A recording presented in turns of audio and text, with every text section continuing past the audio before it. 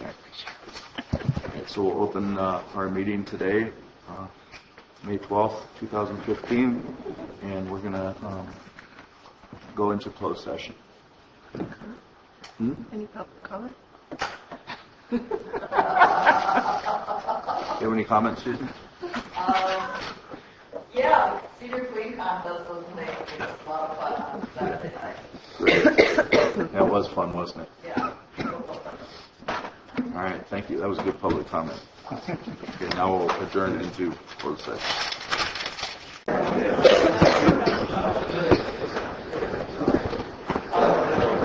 Good morning. Good morning.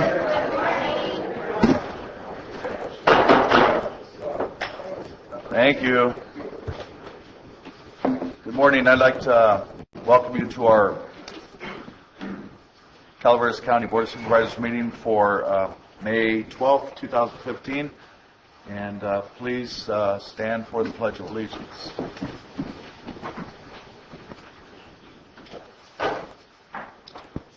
I pledge allegiance to the flag of the United States of America and to the republic for which it stands, one nation, under God, indivisible, with liberty and justice for all.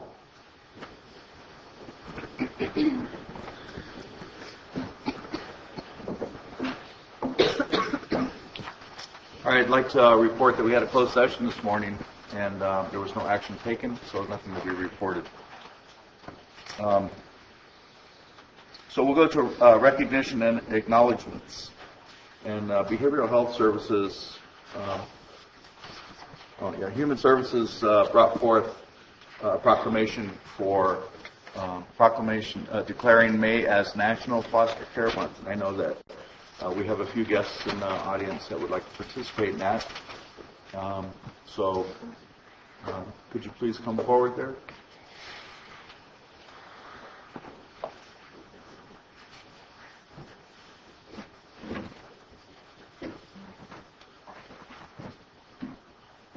Good morning, Supervisors. I'd like to introduce you to two of our excellent young people. They're from the California Youth Connection. This is Katrina Montes and Jason Lowe. Thank you. Wonderful, guys. So I'm going to read this proclamation, and I'll probably hand it to Jason to say. Yeah. Unless you guys want to share his line. Proclamation declaring, Proclamation declaring May as National Foster Care Month. Whereas the County of Calaveras recognizes the importance of providing children safe, healthy, and loving homes in which to stay when they are unable to stay with their families. And whereas there are more than 580,000 children in the United States foster care system. And whereas more than 58,000 children in California are in the foster care system. And whereas approximately 146 children in Calaveras County are currently in the foster care system. Got it? Whereas to help these children have safe, healthy, nurturing places to stay and to support the families that provide these homes, the Calaveras Health and Human Services Agency is acknowledging National Foster Care Month to raise awareness for the need for homes and local children and join other organizations to celebrate the foster homes in our community. And whereas this effort, along with similar celebrations in all 50 states and in the District of Columbia, will offer children the chance to live with safe and healthy families when they cannot live with their own families, and encourage other dedicated individuals to make a powerful difference in the lives of children through foster care. Therefore, be resolved the Calaveras County Board of Supervisors does hereby proclaim May 2015 as National Foster Care Month in Calaveras County, and in so doing urges all citizens to join in the national effort to raise awareness about the importance of foster care and the need for quality foster homes. And before we go to ask the board to approve this, I'd like to ask for any public comments on this. Public comments? You want to say anything, Jason? No? I'm sorry, good. Thank you. So, I'd like a motion from the board to pass this, please. So moved. I have a motion from Supervisor Kearney. Second. Second by Supervisor Conti. All in favor? Aye. Opposed? Okay. Passed and adopted by the Board of Supervisors of the County of Calaveras, State of California, this 12th day of May, 2015. And thank you, Mary, for bringing this forward as well. Thank you, Jason. And I know Jason has been involved we've been in contact for about 3 or 4 years now. Jason is a young man that brought CYC to Calaveras County and has other opportunities before him, including some opportunities working with the state and federal legislatures. So thank you, Jason, for your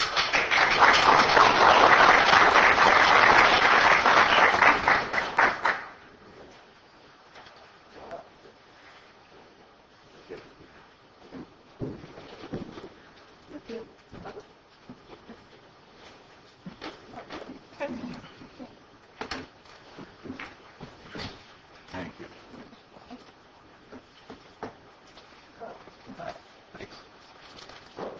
Thank you.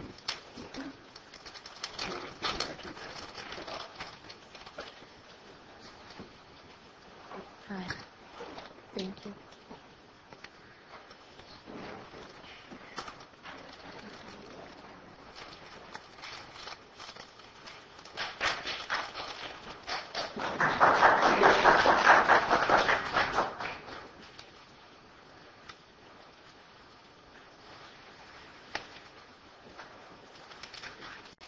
If you guys don't mind, I'd like to recognize Ed.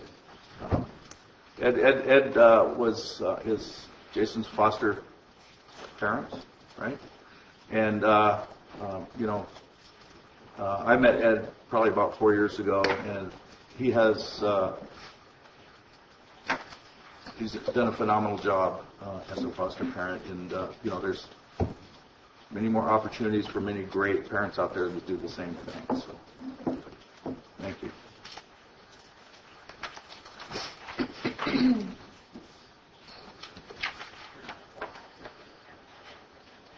Okay, so we have another recognition. Behavioral Health Services Mental Health Program proclaim May as Mental Health Awareness Month in Calaveras County. And Supervisor Conti will take care of this proclamation. Good morning. Good morning. My name is John Lawless. I am the Mental Health Director here. And I want to, first of all, thank the board for allowing me to serve the staff and residents of Calaveras County. Also, I want to thank you all for giving us the opportunity to participate and for you to recognize May as Mental Health Awareness Month. We have a staff member and one of our clients here, and you probably want to hear from them, so I'm going to let our client, if he would like to, say something to the board, the community. Alan? Okay. Thank you for recognizing this as Mental Health Awareness Month, and also I hope we could do a lot more for the mentally ill people who are homeless out here in the county, and that's kind of all I want to say. Thank you very much.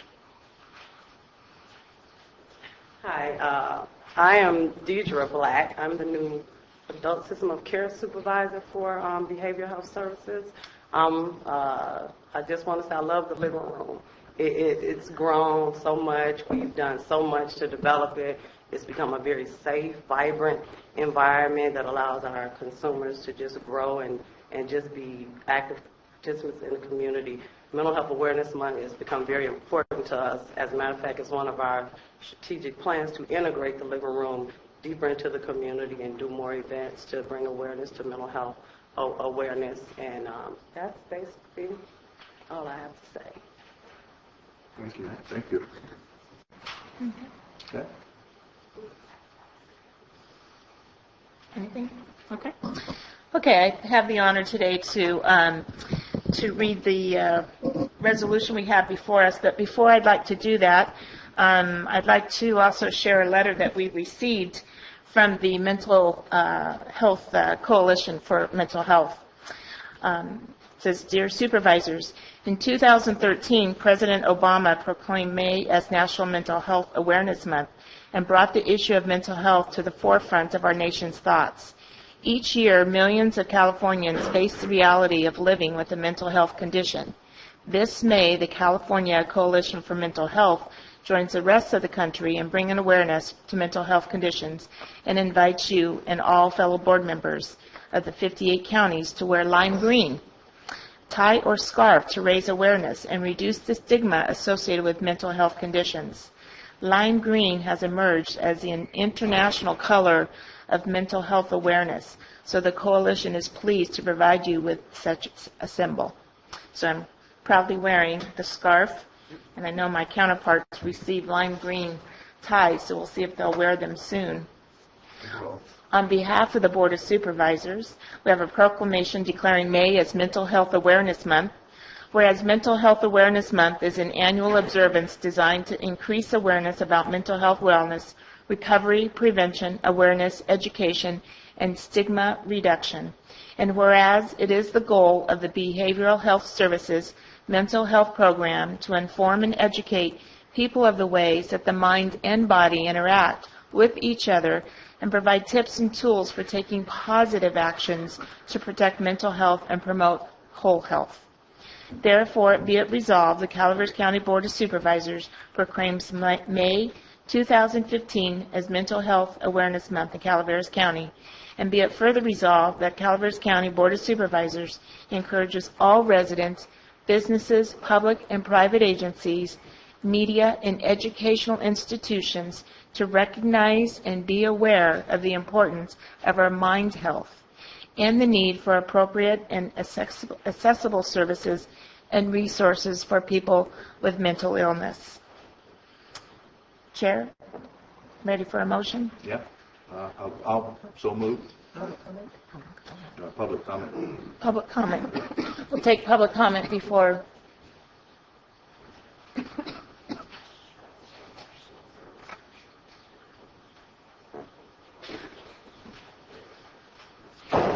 Good morning, Bonnie Newman from Double Springs. As much as mental health is able to encompass, there are areas that are neglected. And one of the areas is people with traumatic brain injury are not afforded services because of the perhaps inability to heal or get better. That reluctance to treat those people with those kind of conditions is an extreme hardship. And we know our mental health department, it's a Medi-Cal program that provides services for low-income people. So sometimes people that are right on the cusp of being able to afford services and not afford services do not seek out services. But most importantly, I think we need to expand the services of mental health to cover all the people who suffer from mental health conditions, whether they're going to get better or they're just going to stay the same for the rest of their lives. Those people need assistance and counseling also. So I can't express how important mental health services are and how insufficient they still are after all this time. Thank you for all the work you do. Thank you. Any other public comments? Okay, so I will, well, I have already made a motion to approve, so also have a second. So we have Chris Wright, Supervisor Wright is second. All in favor? Aye. Opposed? 0. 5-0. Moves forward. So passed and adopted by the Board of Supervisors of the County of Calaveras, State of California, this 12th day of May 2015. Great.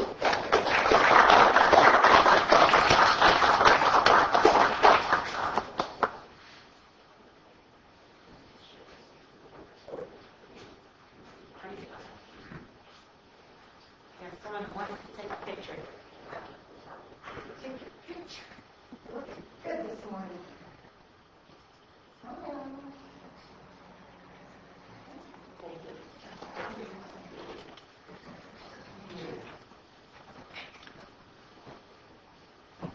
Thank you, Supervisor Putney.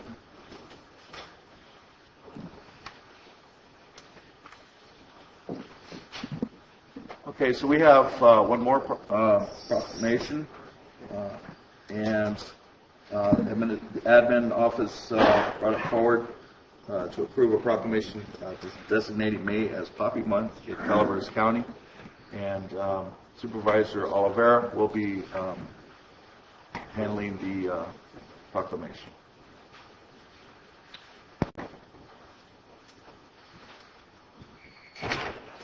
Is there any veterans?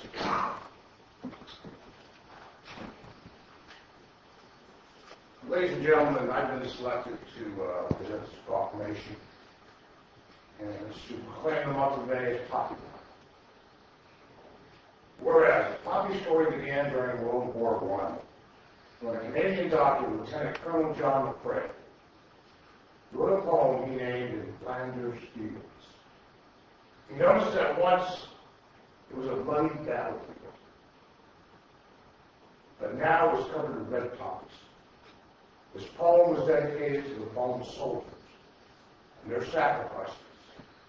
And whereas each year American Legion Auxiliary volunteers all over the country distribute millions of the red French paper copies in exchange for contributions to help disabled and hospitalized veterans.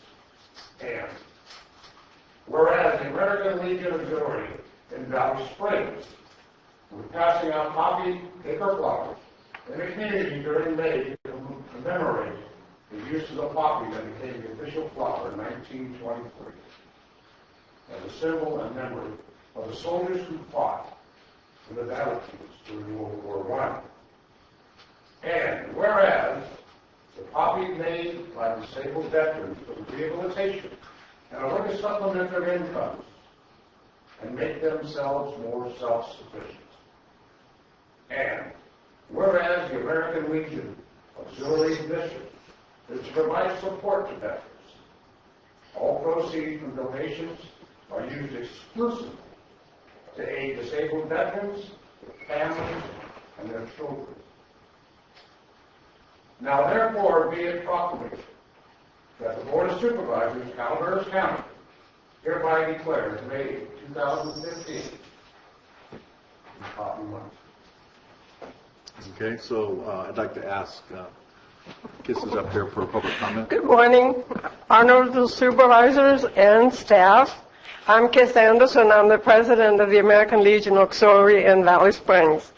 And I want to say a couple of words here, but I had to read it. So anyway, by the National American Legion Auxiliary extending the time that we can accept donations from the public at the local stores for the small red poppies, I want to thank you for making this proclamation on behalf of the American Legion Auxiliary Unit 102 in Valley Springs for the whole month of May. I know we're running a little bit into the May already, but that's okay.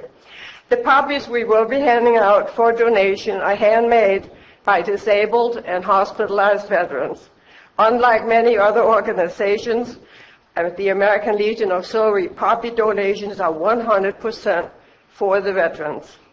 At the time when thousands upon thousands of our servicemen and women are coming home from war with horribly disabling injuries, more and more funding is needed to take care of them. And not only that, we have thousands of veterans from the Vietnam era who also is in need of care. And thank you very much. I hope that everyone will be very generous with their donations. Thank you very much. Thank you, Kiss. Any other public comments? I didn't bring it in. That's right, Kiss. Alsa Gallant, Taxpayer Association.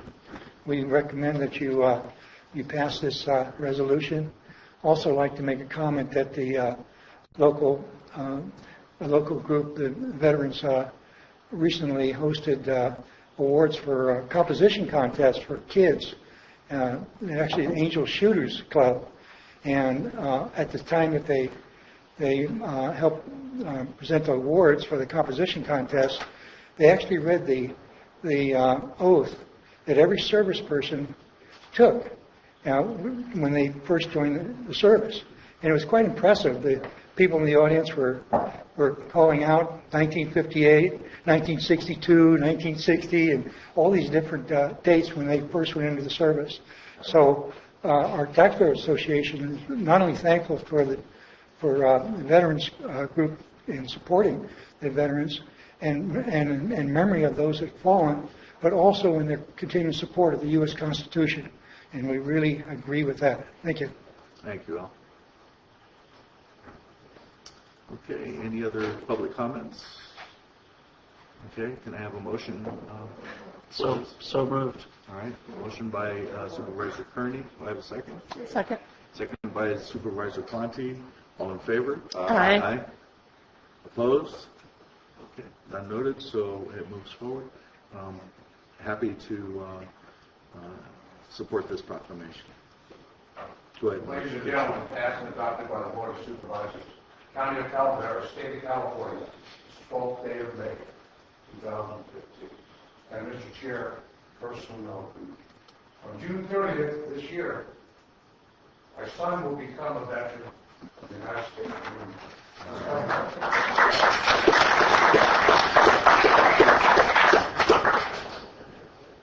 Thank you very much. All right, thank you. Thank you.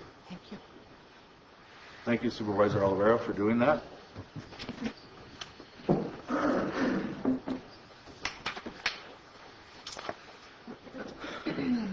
Okay, so we will move on to public comment. Any item of interest to the public that is within the subject matter jurisdiction of the board and is not posted on the consent or regular agendas may be addressed during the public comment period. California law prohibits the board from taking action on any matter which is not posted on the agenda, unless it is determined to be an emergency by the Board of Supervisors. If public comment is completed before the 30-minute allotted time period, the board may immediately move to the consent agenda. If public comments is not completed during the allotted time period, it will be continued at the conclusion of the regular meeting in order to provide an opportunity for the remainder of the comments to be heard. So the consent agenda, go ahead. Public comment, sorry. Good morning. My name is Zeryl McDaniel, and I believe I know everybody up there except for our new county council, Ms. Stedfeld, and Supervisor Oliveira. Nice to meet you both. The reason I'm here is, and you have it in front of you, it's about the public health walk that's going to be held next Tuesday here in San Andreas. This, I'm not here speaking for public health, but Public Health Department and the Health and Human Services Department are the sponsors of this event. But supporting this event are Calaveras Unified School District, which I do represent, and I also represent the committee that is planning and implementing this event. So Calaveras High School will be sending our ROP, Mike Walker, classes, about 40 students to support the children that are walking. San Andreas Elementary, the whole school is walking. San Andreas Park and Rec and Park, University of California, Council of Governments, CalFresh, San Andreas Merchants, CERT team, and I'm not sure if it's Calaveras or California Emergency Response Team, the Red Cross, the Highway Patrol, the Volunteer Center, Calaveras Transit, and Mark Twain Medical Center. These are all supporters of this event. So this is just my own interpretation, but I see this as one of the events, along with all the attributes of Calaveras County, clean air, clean water, beautiful open spaces, as part of what could be our branding of a healthy community where citizens live, they work, they visit, and raise their families. So this is an invitation to you to please join us in this walk and represent your districts. Supervisor Edson has participated, I believe, for the last couple of years. This is being held between 11 and 1, and the reason that it's held that time is so on people's lunch breaks they could take this walk. On the back of your flyer, there's a route. There's a 1 mile and a 2 mile. The 2 mile starts right here at the Government Center, and you can't go down, and it ends up at Turner Park, but you can go down Pope Street, but it's not supported because it's not safe. So it goes down around Cal Works to the park and back. And if the other 1 mile run starts at San Andreas Elementary, goes up the back way to the highway and over. Yeah, down California Street. Down California Street. And this walk is supported by, like I said, the CERT team, the Red Cross, and Public Health to escort people. So if you get tired and can't make the whole walk or you don't have enough time, Calaveras Transit has volunteered. They have offered their services. All you have to do is let one of the support people know, and the bus will come and get you and bring you back. So there's also a wheelchair route, which we're going to include the wheelchair people that can't necessarily walk the whole way. And they will be picked up along the route. There's by the bus stop, I believe, in front of Treats. At the park, when you get there, there's going to be Zumba, and there's going to be hula hooping, and a bunch of informational tables. And I see this event as something that could be replicated in almost any community. So that's something to maybe discuss later on.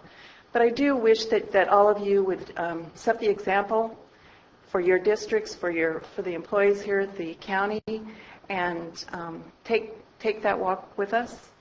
And we look forward to you being there. If you have any questions, you can call the Public Health Department Education Unit, Jolene Paoli, or Council of Governments. Thank you. Thank you, Zero.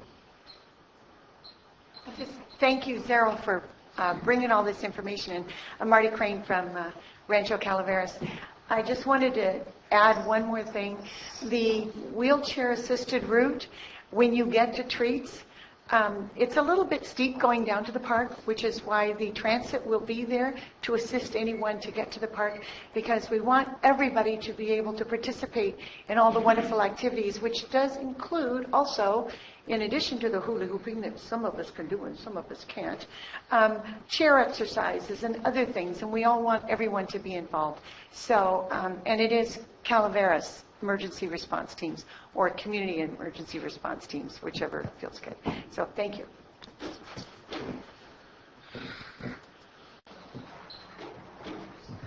Hi, I'm Kathy Sancanella from the airport, and I'd just like to invite the supervisors that I haven't met Michael yet, but the rest of you that haven't been out to the airport for a tour, please feel free to call me one at a time or all at once, doesn't matter, and we'll give you a tour of the airport and what's going on out there, and you'll be properly impressed, I hope. Thank you. Thank you. Good morning, Bill McManus, the Calaveras Project. A little over 40 years ago when I was in the service, we used to joke about the French and how they dealt with serious threats. Their actions were predictable, never varied. The 4 steps that were always taken, the first 2 were run and hide. The 3rd step was surrender, and that was followed by the 4th step, collaborate. It seems this board has embraced this philosophy in regards to Big Pot in Calaveras County. Example 1 occurred a few weeks back when the anointed leader of Big Pot seized control of the meeting and ignored all protocol and procedure while the chairman surrendered and collaborated with the stunning display of disrespect by Big Pot. But the chairman was not alone. 4 other board members sat silent while this went on, in effect, surrendering and collaborating with their inaction. The citizens of this county deserve to have better leadership. Example 2 was all 4 steps executed in a flash when Big Pot was given the green light to do as they pleased without having to worry about some nuisance pot-growing ordinance. Again, the surrender and collaboration of this board with Big Pot was stunning and very troubling. It was troubling and sad to see the Board of Supervisors turn their collective backs on the young people in our community. Now the likelihood of unregulated pot reaching them is even greater. A whole generation of young people exposed to this deadly toxin for money. So uncaring for our youth, you have refused to provide funds for the Sheriff's Department to have school resource officers to help educate our young people on the hazards of drugs. Example 3 shows how surrender and collaboration with Big Pot will affect others as well. Consider the business community that has spent a lot of money to advertise, market, and develop branding strategies. How will those efforts dovetail with the new image of our county being changed to look more like a scene out of a Cheech and Chong movie? How does business coexist with this county being known as the Humboldt County of the Central Sierra? So you would throw our businesses under the bus for Big Pot. All 5 of you have shown a reckless disregard for the people of this county, of all ages. The ordinance proposal would have clearly protected those who think marijuana helps them with whatever malady or perceived malady they might be suffering from. No, this was surrender and collaboration with Big Pot for increased and unregulated recreational use or misuse of marijuana. It was about money. The only question left to answer is who is really benefiting from the money. Thank you. All right. Any other public comments? Al Segala, Taxpayer Association. I'd like to report on our TV program, public access TV program, and to express a special thank you to the volunteers under Ed Lark that keep this program going. Not just our program, but all the other programs there. Ours tends to be a little bit more controversial because we will take on issues that are sometimes adversarial, and we try to do it in a positive way to bring about solutions which will bring about a better tomorrow. Our program coming up, we videotape on the 4th Thursday of the month in the evening 2 programs. Each of them are 30 minutes. We've been doing this for quite a while now. I think we're over 35 episodes. And some of these are so interesting that the YouTube links that we provide our guests are sometimes it's spread like wildfire, right? Because especially if they're saying things that are very germane and important and are not generally heard elsewhere. Coming up on the 21st of this month, we have 2 interesting guests. One of them is Dana Nichols, who's also a reporter and editor with the Calaveras Enterprise. This man knows more about Calaveras County than I could ever hope to. So it should be a pretty exciting interview because we'll be touching on all the topics that we think are important, even if they are controversial. And the other guest for the other half hour is Joel Metzger, who's the public relations representative for CCWD. And he's proven to be an excellent source of information. And this should also be an interesting program that could maybe have many copies going to others to find out what's happening up to date on our water. Thank you. Thank you, Al.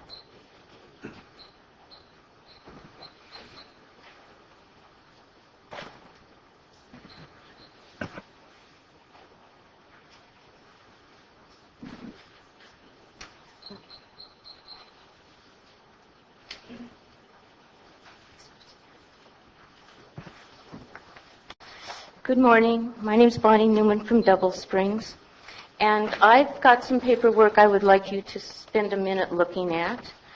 The first page of your paperwork is actually a page out of a contract that Calaveras County has with home care workers. And One of the assumptions home care workers have is the people that are leaders are looking out for us. And over the years, we have been led to believe that besides the lucrative salary of $10 an hour, home care workers are also receiving 60 cents an hour towards health care benefits. We've thought this since 2003, our first contract, and apparently it isn't so. The graph that I have showed you shows in the pink lines, these are all the counties in Calaveras who are in IHSS, and the amount of health care benefits each county is receiving through their public authority. And you notice almost every county has a 60-cent base allocation, except for a few that I've highlighted with a red dot. One of those is Calaveras County. We're only receiving 48 cents instead of 60 cents. That may not seem like a lot, but if you're talking about 360,000 hours, that's $43,000 that home care workers have not been receiving in health care benefits. That covers about 12 health care workers that could have been receiving these health care benefits, but have not. The other line is the yellow line that I'd like you to look at. It shows the hourly amount in public authority operational costs. If you scan down those yellow lines, you'll find almost everyone in the state, and that's 58 counties, can function on, let's see, Alameda, 11 cents. Amador, 62 cents. Butte County, 8 cents. You see there's 2 counties in California that are functioning over $1. One is Colusa and one is Calaveras. How come it costs so much to run a public authority in Calaveras County? How come it's so imbalanced? Well, I really can't answer that, except maybe nobody's watching administrative costs.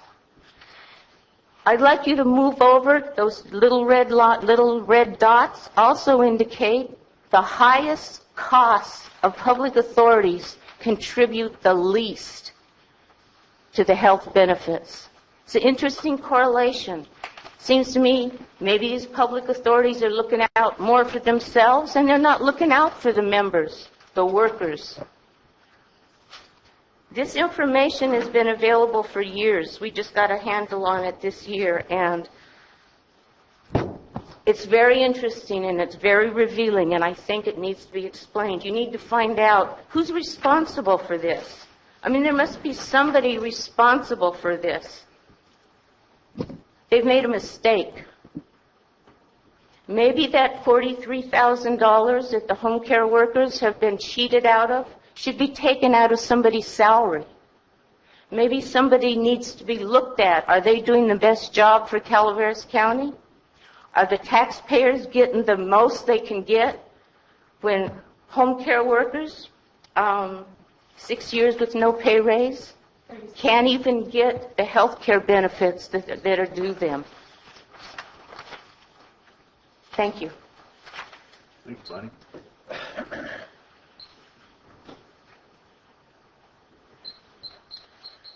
David Tuno, Rancho Calaveras, member of the Planning Commission. A couple weeks ago, I distributed to this board and to the commission that I sit on a letter regarding our previous Planning Commission meeting, the subject matter being the housing element, which is upcoming for this board in a couple of weeks. Part of my obligation was to make it public. Also, which I have done, there's a stack of them out on the table out in the foyer. Other than that, if somebody doesn't get a copy and wants one, they can email me, david@tuno.com. Thank you. Thank you, David.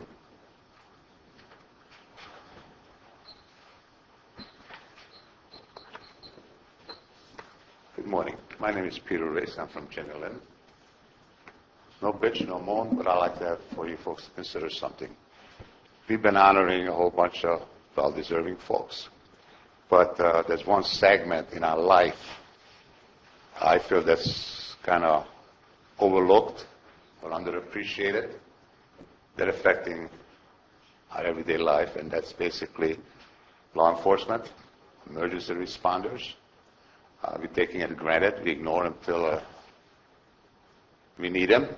And I would request that maybe please as a board consider a recognition. Now, I'm not just talking about the sheriff. I'm talking about the CHP and whoever else, okay? But they deserve a recognition. I mean, when they screw up, we bitch and moan. When they show up to help, that's when we will appreciate it. Hopefully we never need it, but those guys are out there. So please consider it and make it a point maybe to give them the recognition I think they deserve. Thank you. Thank you, Peter. Hi, I'm Deborah Mullen from Public Works, Calaveras Transit. Just like to remind everybody about the transit schedule changes that take effect in 2 weeks, the Tuesday after Memorial Day. At this time, in most cases, most routes, the changes are going to be minor, but just a few minutes this way or that way. But I hope everybody knows about it in advance to check the schedule so that they're not left behind or waiting too long. Both schedules are posted on the Calaveras Transit website. The current schedule is in the regular drop-down boxes, and then the new schedule that takes effect is attached as a link. But when the new schedule takes effect in 2 weeks, it will be in a format that is accessible to people with visual impairments, that it will be able to go along with their software that reads the schedules out loud. We haven't had this up to this time. So that will be an exciting development. So everybody know and pass the word around. Our new brochures for the schedule are printed. They're being delivered today, so we'll have them for distribution. And feel free to come by Public Works to pick up some. And then don't forget that we have the transit shuttle to the fair, and I have those schedules too. Okay, thank you. Thank you.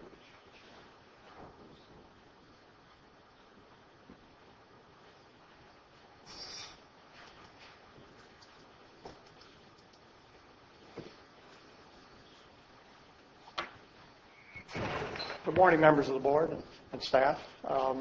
I'm here, Dennis Mills, CCWD, to just kind of give you an update on the Highway 4 Corridor Committee's activities. I know that some of you are interested in what goes on there, and just to let you know, kind of what we did discuss in the last meeting last Thursday. I do appreciate the effort of the Board of Supervisors to be involved, Mr. Oliveira and Ms. Spani, and also for Debbie for facilitating that meeting. It's very helpful when we are able to find some consensus of what is important along the Highway 4, and I think it does bleed over into the rest of the county, as Cliff could probably well tell you. One of the offshoots of this is that, and I do appreciate your involvement with Calaveras Conserves. You know that we will be having a booth at the fair this weekend, and hopefully I'll get a chance to help man that booth. But the booth is an important way for us to get the information out to our public as to how to conserve and how to make best use of the water resources that we have in the county. If you have any questions, calaverasconserves.com has a website now, and it is available to everyone so that each agency who has a specific way that they're going to handle conservation methods can be posted at that point so that everybody can share the information, not duplicate it. So I appreciate your willingness to be involved in it, and I hope that it will continue to go forward and we'll have better success. Thank you, Dennis.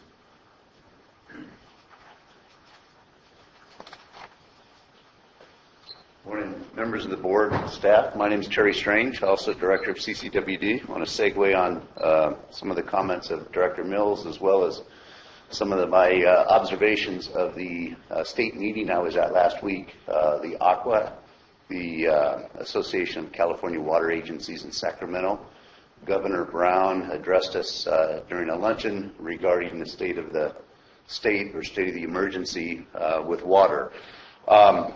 I will be at the fair manning the Calaveras Conservatives booth at 9:30 on Friday morning, and I hope to see you out there. I want to talk about specifically what we can all do in regards to some of the emergency measures that the government has brought forward. For our district, as it looks right now, with the latest conservation requirement to meet a 32% conservation above and beyond the 2013 number, I think is impossible without one significant action that we all need to support, and I'll explain what that is. We, as a Foothill County, typically don't meet the state kind of definition of your typical water user, especially with treated potable water. We, in all of these Foothill counties, have very large lots. Many of us enjoy gardens, fruit trees, and other outdoor landscaping that requires a significant amount of water. We are not like folks that live on the 4th floor of a large building in San Francisco that have 3 potted plants on their deck and that's their outdoor landscaping. As a result, we have challenges to meet our outdoor watering requirements, and in particular, the conservation requirements. In my opinion, there is only one way that we can meet that and still enjoy the outdoor irrigation to at least the degree that we can live with, and that is with gray water. Okay, and that's what I'm here today to really speak about. The gray water situation is regulated at the county level. Gray water is regulated at the state level. And the Regional Water Quality Control Board mandates certain actions that trickle down to local governments. Some of those requirements are going to change. They have to change. If you're familiar with gray water and the regulations as set forward and as supported by the county, they're too onerous for most people here to afford to implement, let alone to integrate that into their everyday life. And if they're going to do that, if we're going to meet our mandated outdoor requirements, short of having to take containers with us to water our trees and lawns, gray water is the answer. Now, I have a copy here of the Calaveras County Rules and Regulations for On-Site Water Treatment Systems, Volume 1, Development Standards. In Development Standards, gray water systems on page, and I won't burden you. Basically, it's a definition of what gray water is.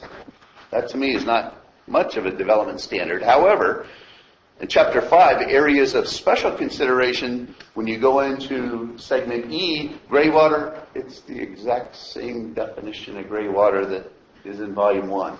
Now, and why I say that, it's not to criticize folks necessarily, but it's to bring to the fact that we need to be promoting and providing much more information to folks that are interested in gray water systems here at the local level. So I would certainly suggest, and I know that our agency, CCWD, is working with environmental health and are discussing those processes right now. I'm going to be a person you're going to hear until this whole nightmare goes away. Gray water, gray water, gray water. Okay, that is one of what I feel is the most important uses or reuse and recycling of water that we can do. There has been 0 cases of fecal coliform sicknesses due to gray water, which is the big reason why it's so regulated, is that fear. I'm sorry? Okay. Good stuff. So I have looked at the California Plumbing Code. So local standards say it has to follow the California Plumbing Code requirements. In the update, the 2010 update isn't in here. But when you go and look at those kinds of things, you see filters. You see double filters. You see pumps. You see all these, folks, it's too expensive.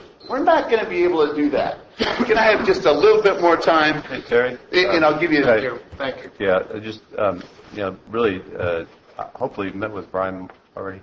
I haven't yet. No, so before, you need to sit down and talk to him about it. He's the man. He knows a lot about it. As things trickle down from the board, it would be really great to get some sort of. Well, how about if you meet with Brian, and then we can bring it back as an agenda item to talk about. I think that would be probably the best thing. I agree with you that that we need to move in that direction, but before we start the debate, let's put all the facts together in with our environmental health department. So, okay. As you can see, I'm passionate about. I know you are, Terry. I appreciate it. Thank you for your time.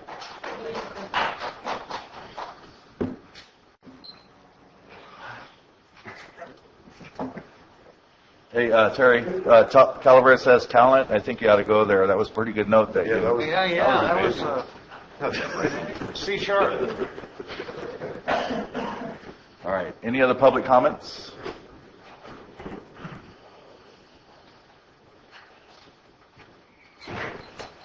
Morning. I'm Lieutenant Lewis, the commander of the San Andreas CHP. I'm just here to cordially invite all of the board members to an event we have. I want to segue off this gentleman's comments. I appreciate his appreciation for law enforcement. With that recognition, as you may or may not know, we have an Explorer Post, which are young high school kids that are looking for a career in law enforcement. 2 of our Explorers received a presidential award for community service and volunteer time. I have one of my sergeants who was just awarded the Meritorious Achievement Award, which is a step right below the Governor's Medal of Valor Award for saving a Caltrans employee's life out of a traffic accident. Had a heart attack, and he was actually alive today because of it. With that, we're having an award ceremony on July 14th. We're still working out the details, but our Commissioner of the Highway Patrol, Joe Farrow, will be here. We've already invited Senator Berryhill, Assemblymember Bigelow, and of course the board and all of my other key contacts and stakeholders will be invited as well. We're looking at hosting it at Ironstone Winery. I'm waiting to hear back from our commissioners to what time that will be, so I don't have that yet, but it'll be probably somewhere around 10 or 11 o'clock in the morning. So once we get more information, I'll be sending that out to you, but we'd like to invite all of you to that. It's going to be a big deal, recognizing our employees for the good things that they do, especially in this time with things that are going on around the nation with law enforcement. I think it's a great deal to recognize the good things that our people do. So thank you very much for your time. Absolutely. Thanks for bringing us Lieutenant, forward. Lieutenant, one quick note. Notice you're wearing a black band on your badge. Yeah, technically I'm not supposed to be. Last week was Police Memorial Week. We had a memorial at the state capitol as well as our academy recognizing all the officers on the Highway Patrol that have made that ultimate sacrifice. We lost 2 officers last year, and this is just for recognition of the 2 officers that were killed in Mississippi. So anytime we lose an officer, it's called a mourning ribbon. That we Thank you, Lieutenant. I wanted the public to know that symbolism. Yeah. Thank you very much for your service. Thank you. Thank you.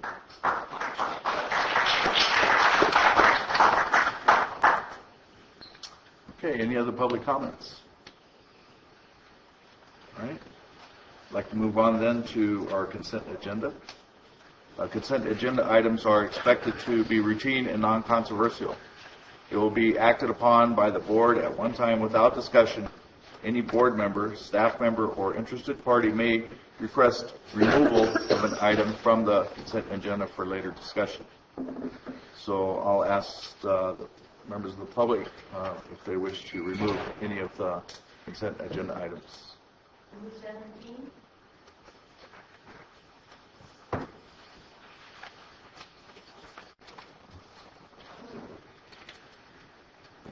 Body.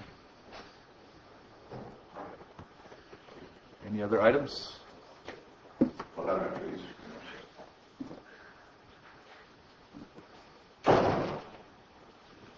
Okay. I'd like to pull item 16 and reschedule for subsequent board of supervisors meeting. Okay.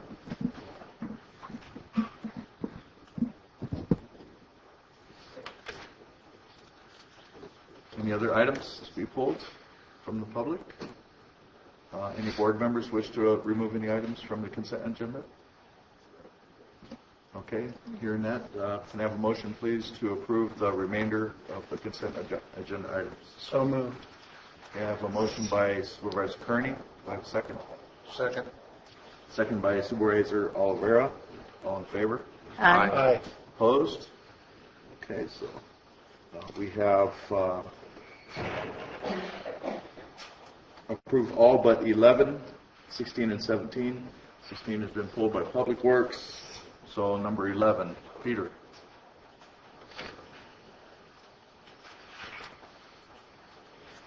I'm just a dumb foreigner, so I might be a stupid question. You all know the answer right off the bat. This is technological services. Was this service put out to bid originally, and that was the lowest bidder or not? That was not made clear to me. It's in English.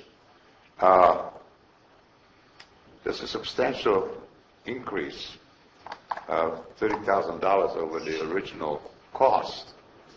First of all, I'm kind of slow. What did they do?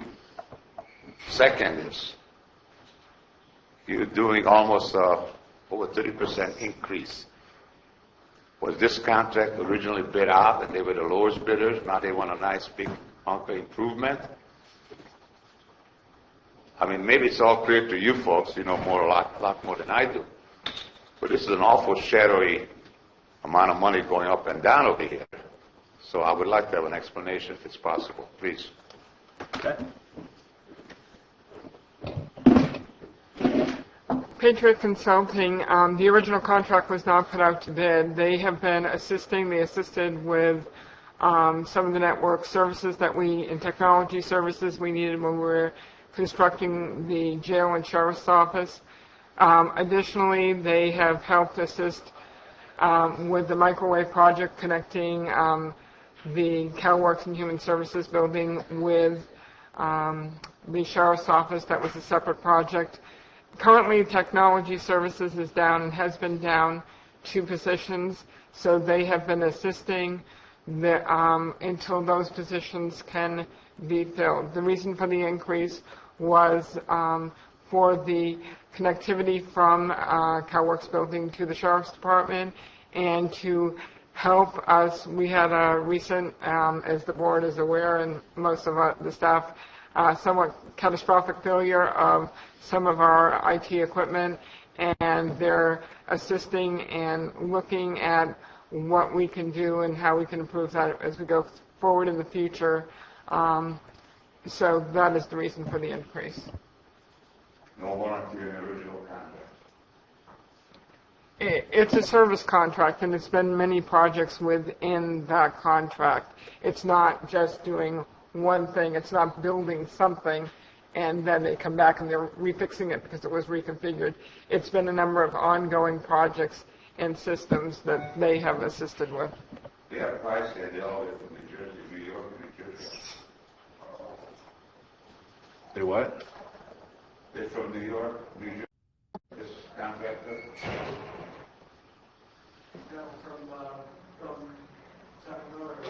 They're from the Sacramento area. I thought the mailing address was in New Jersey.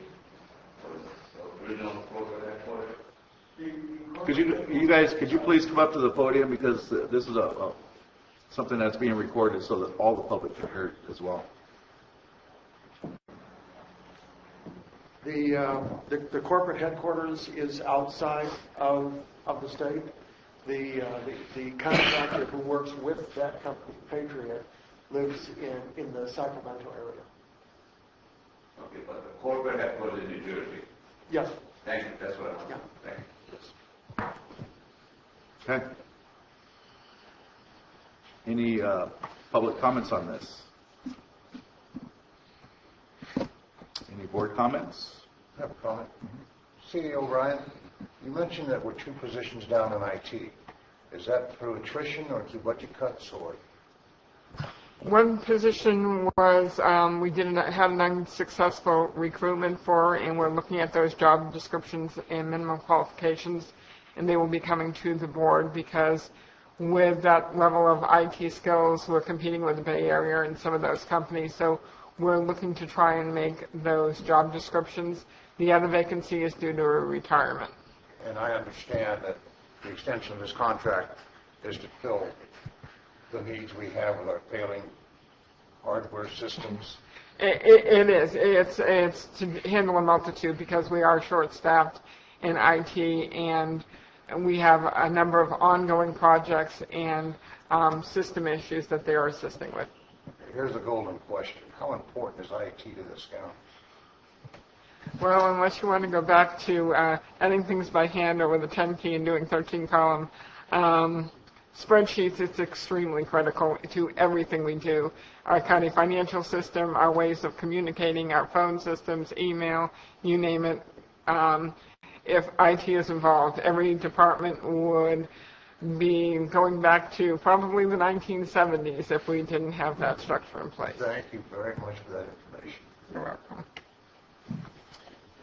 So I actually visit IT frequently because I'm not tech savvy. So I go down there and have them help me with things. And I know I've seen them work pretty hard on what they're doing. They're shorthanded. And especially since a couple of months ago when they had one of their key people retire.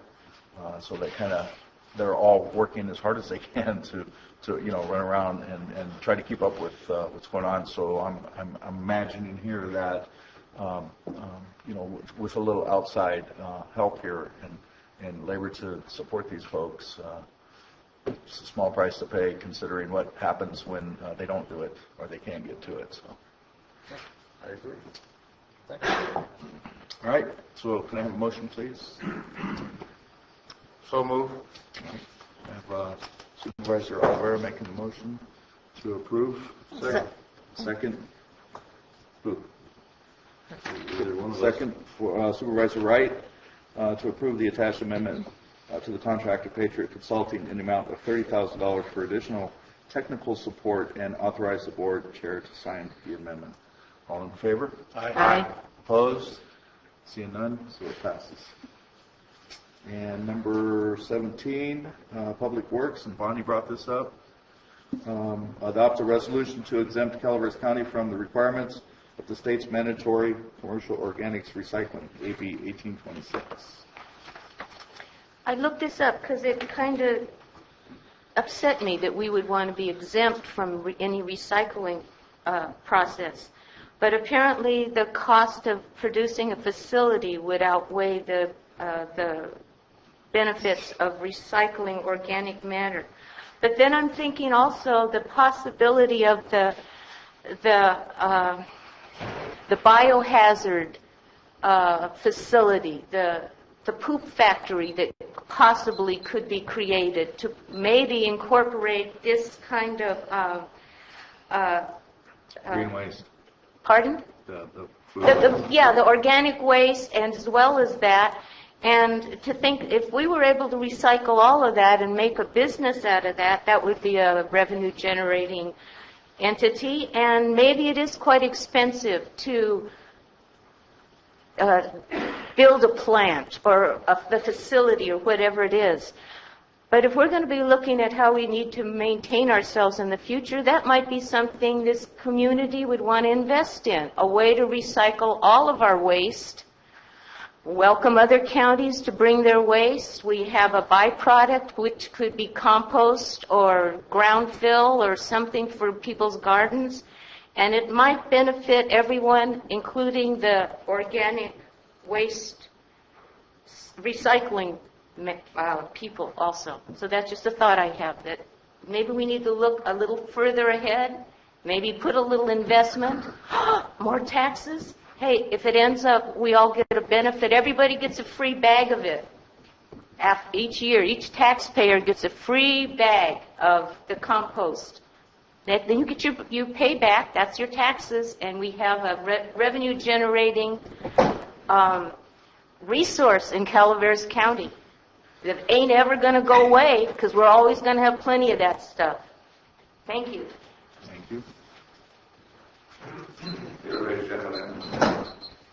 Yes, we get a bag full each year, folks. It's on April 15th. You're going to have problems with recycling, since I am sure you all heard about that a couple of battery recycling companies gone out of business. And I believe Public Sports last year or something forewarned us that we're going to have a problem with, what do you call it, toxic waste. I just wonder what your plans on doing some of this inorganic waste, like the print poison of newspapers on a newspaper is handling. Can you mess up with organic stuff? Or you're going to have a problem what you're going to do with the batteries? It's coming up. So if you can get out of some of these BS over here, folks, please do it. Okay, let's put it bluntly, you know. You're not going to change it. You might put it out and let the water go up in the sky, but it's still going to stink. And you can bury it. Hopefully it does some good. But I wish I could find a way to get rid of some of the BS that's goes around in politics. That would be helpful. Thank you. I don't know how to follow that. Just wanted to inform the board over the last 30 days, that's something that I've been working on from my side and have had conversations with staff about what our options with biosolids, especially waste that we're sending over to Seneca right now. There are options, and we'll continue to explore those. And if it means that we'll be bringing in green waste as well to help augment what we do, great, because it all has to be part of the process. And so I just want you to know the options are out there. They're being explored as we speak. Okay. Alpha Gallant Taxpayer Association, on a personal note, those people here with CCWD, cover your ears, because I've discovered something. I set up a rainwater collection system for my roof. 2,000 square foot home can provide enough water for 2 people per year. And it's very simple to do. It's not expensive.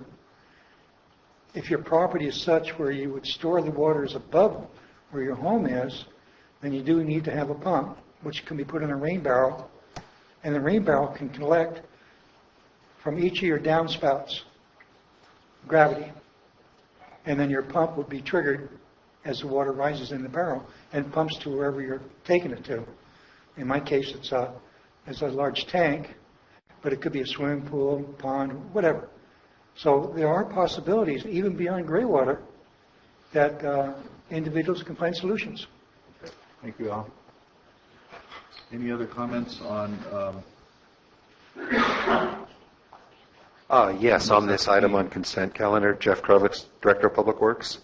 The legislation primarily identifies recycling for restaurant organic waste.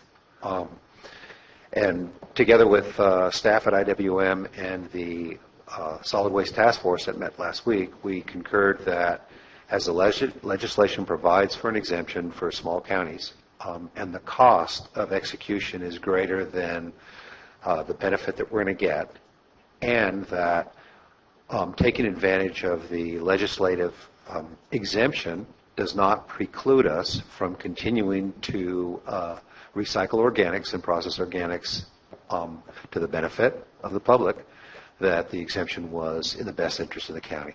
And this was confirmed by the Solid Waste Task Force. Thank you. Okay. Jeff? Dennis mentioned biosolids. I know that last year we were moving in a direction to be able to accept biosolids as ADC. Are we getting anywhere on that? Other than having put it on an item list for discussion in terms of strategic planning with the Solid Waste Task Force, that's about as far as we've gotten. At this point in time, we're still trying to clean up our operations, get them consistent with our code, and remove the outstanding violations and notice of violations that we have with our regulatory bodies. Okay.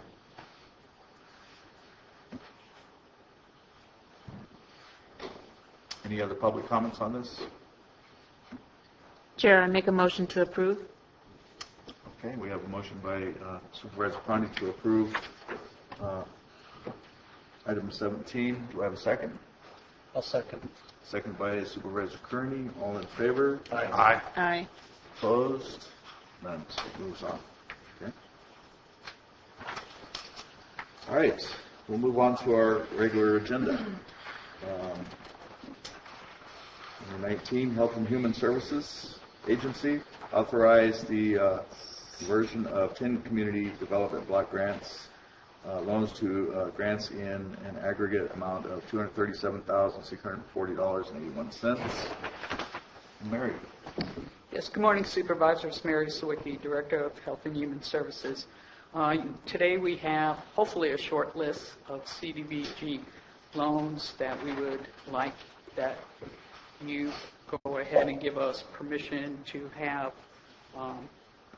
turned into basically, shall we say, no longer have to follow, and to be able to just convert them into, I hate when I miss the word. Sure. Grants.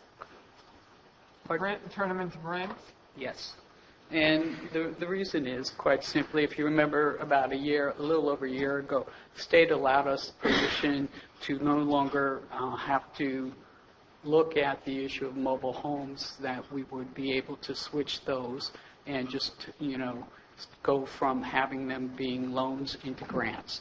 And that was actually the state's preference. That was, they sent us a request to do so.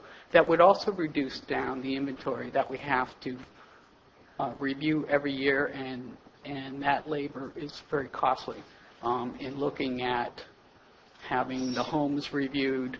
That includes home inspections, taking to make sure that it's the existing occupants still, making sure that all of the taxes are up to date, visually looking at the home.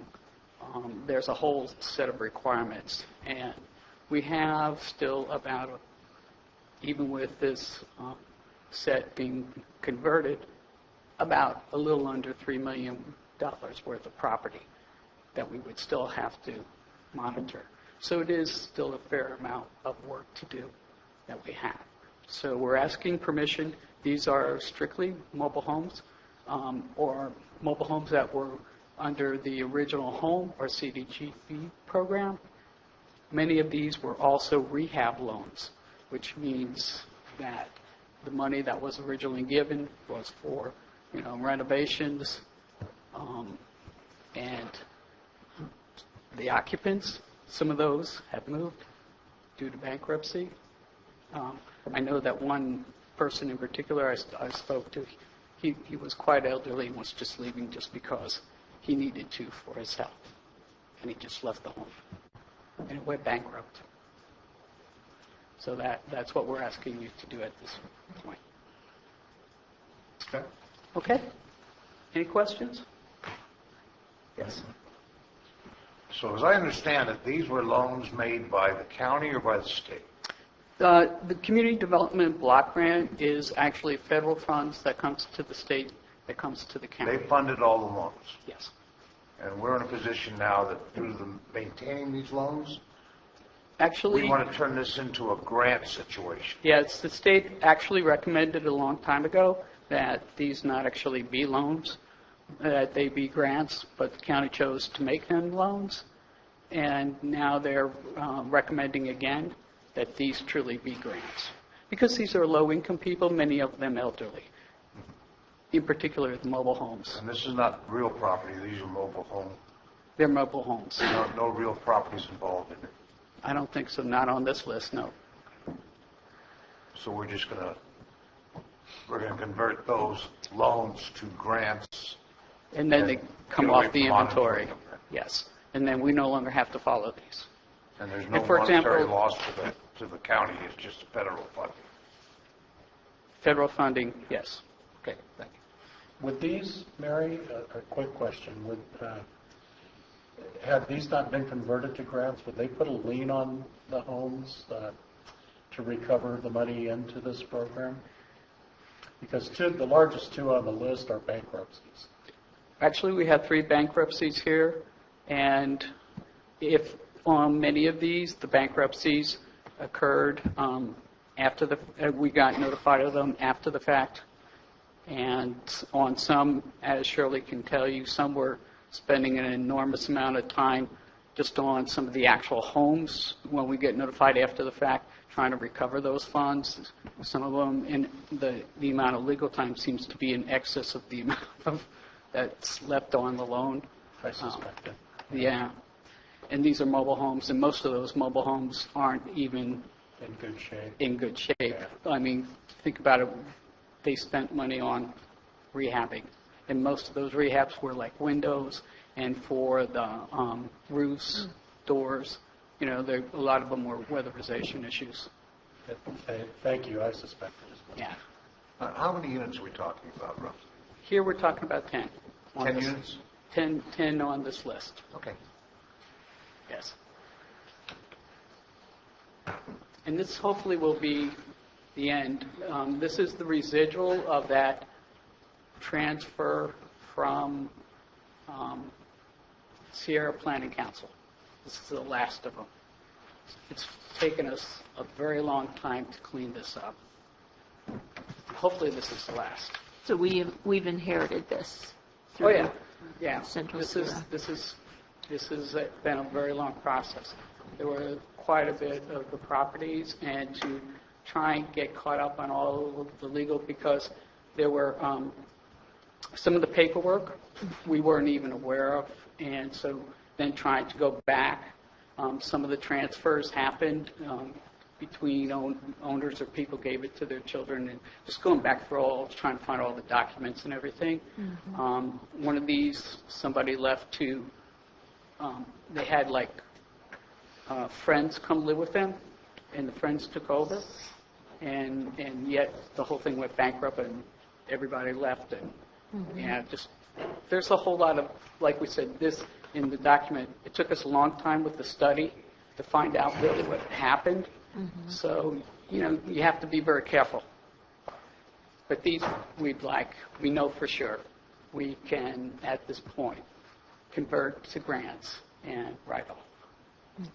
Do we still have this program in place? Oh, Lord, yes. The loans are good for 30 years, and so before any loan can be transferred and written off, yes. And we are monitoring these loans? Yes. So and so we learn from our mistake?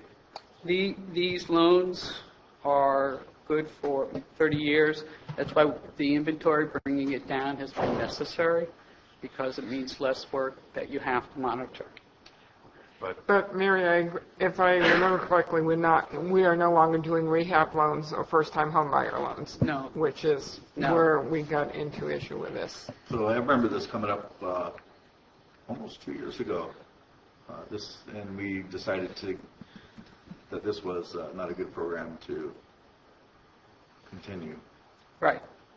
And one of the things I recommended to the board at the very beginning when we found out about a lot of these issues was to let us work on cleaning it up before even, and not take on any further loans or even look at applying for anything, even though we could have, until we really knew the true status of everything. Yeah, so I think that if I remember right, one of the things that we discussed was the fact that, you know, there's a lot of programs that probably were necessary or looked good 20 years ago maybe, or 10 years ago. And over time, you know, things change, and those programs are no longer efficient or don't work for the county. So this is just one of them. This is just one of them. So, all right. That's our request to you. Thank you. House of Gallant Taxpayer Association. I'd like to share some thoughts on perhaps the principles that were followed by previous boards in using loans rather than grants. They may have and probably did consider eventual payback of that money, and that's why they went to a loan process. But there's a larger issue involved here, and sometimes that issue is ignored.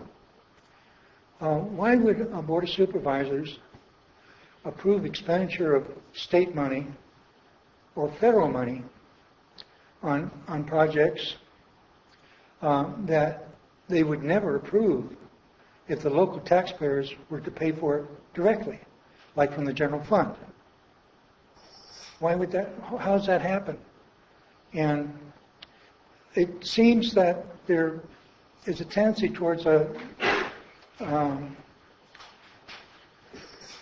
lessening of responsibility, where the state doesn't feel really responsible if money is lost or squandered because the local Board of Supervisors approved it. Like the local Board of Supervisors is going to be responsible or even know what's going on. And so, looking ahead, I think the taxpayer would be better served if the Board of Supervisors, in approving anything that comes from the state taxpayers and the federal taxpayers, they consider it the same way they would consider it if it came from our local taxpayers.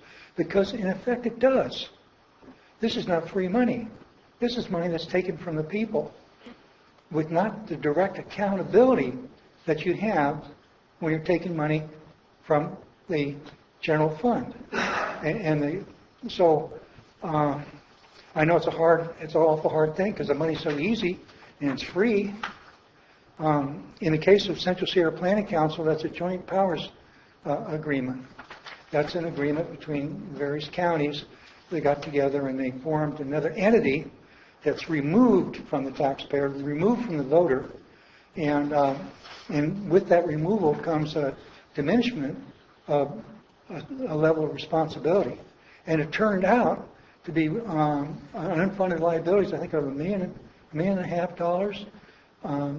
something like that. The counties were thinking of maybe going bankrupt so they don't have to pay it.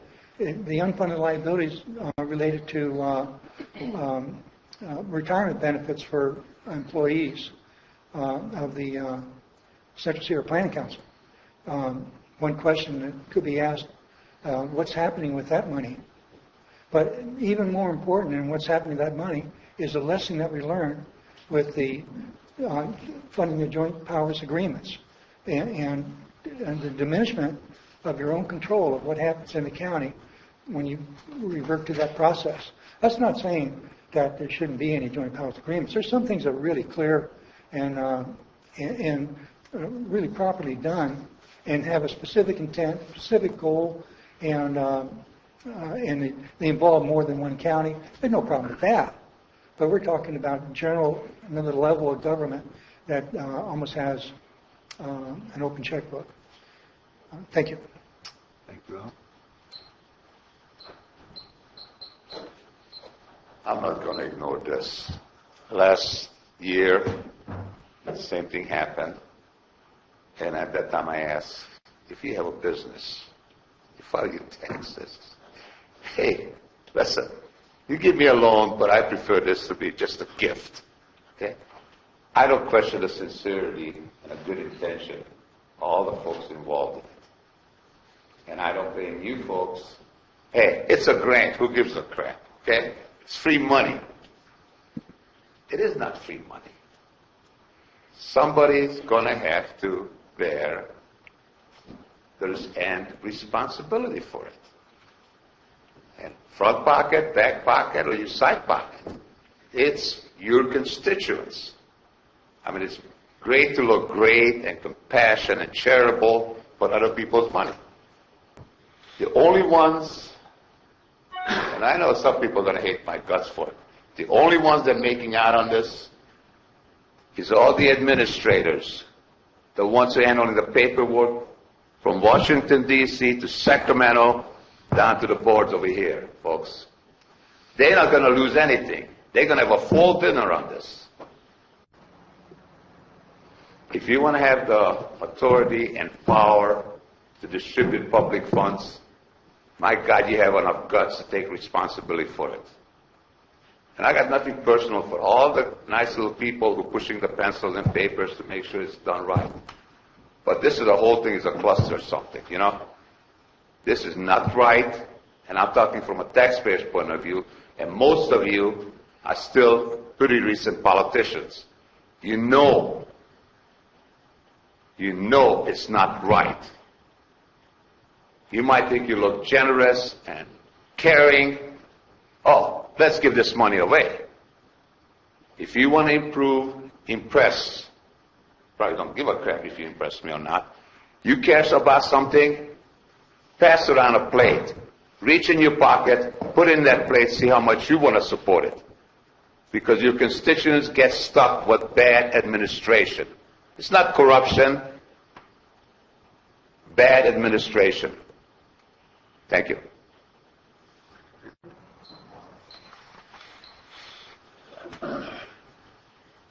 I just had a question about who qualifies for this program. How do they find out about it? Were there multiple applicants? And I noticed only 10 were selected. Is there a screening process? And was the $257,000 the maximum? $237,000 the maximum that could have been obtained through this grant? Thank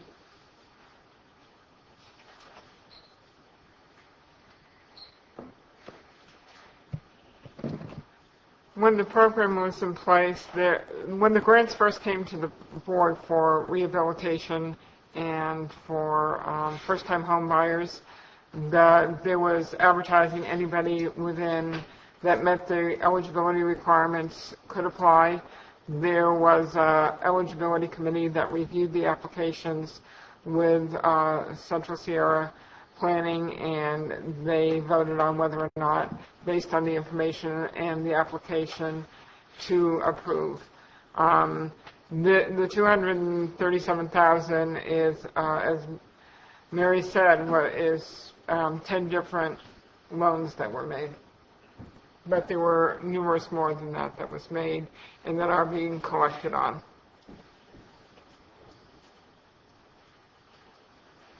So this isn't new money that's being requested. This is old loans that are being forgiven.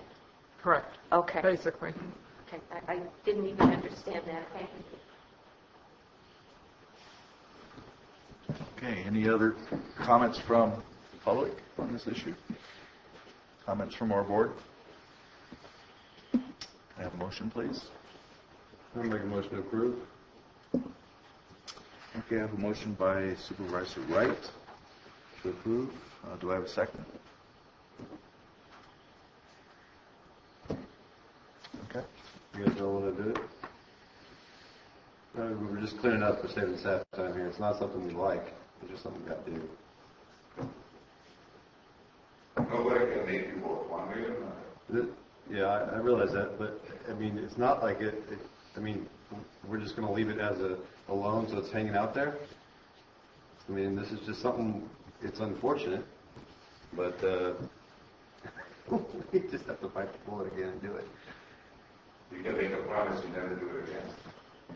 So I think that promise is already in place, isn't it? And that's, we're not doing this. And have we explored every avenue to try to collect?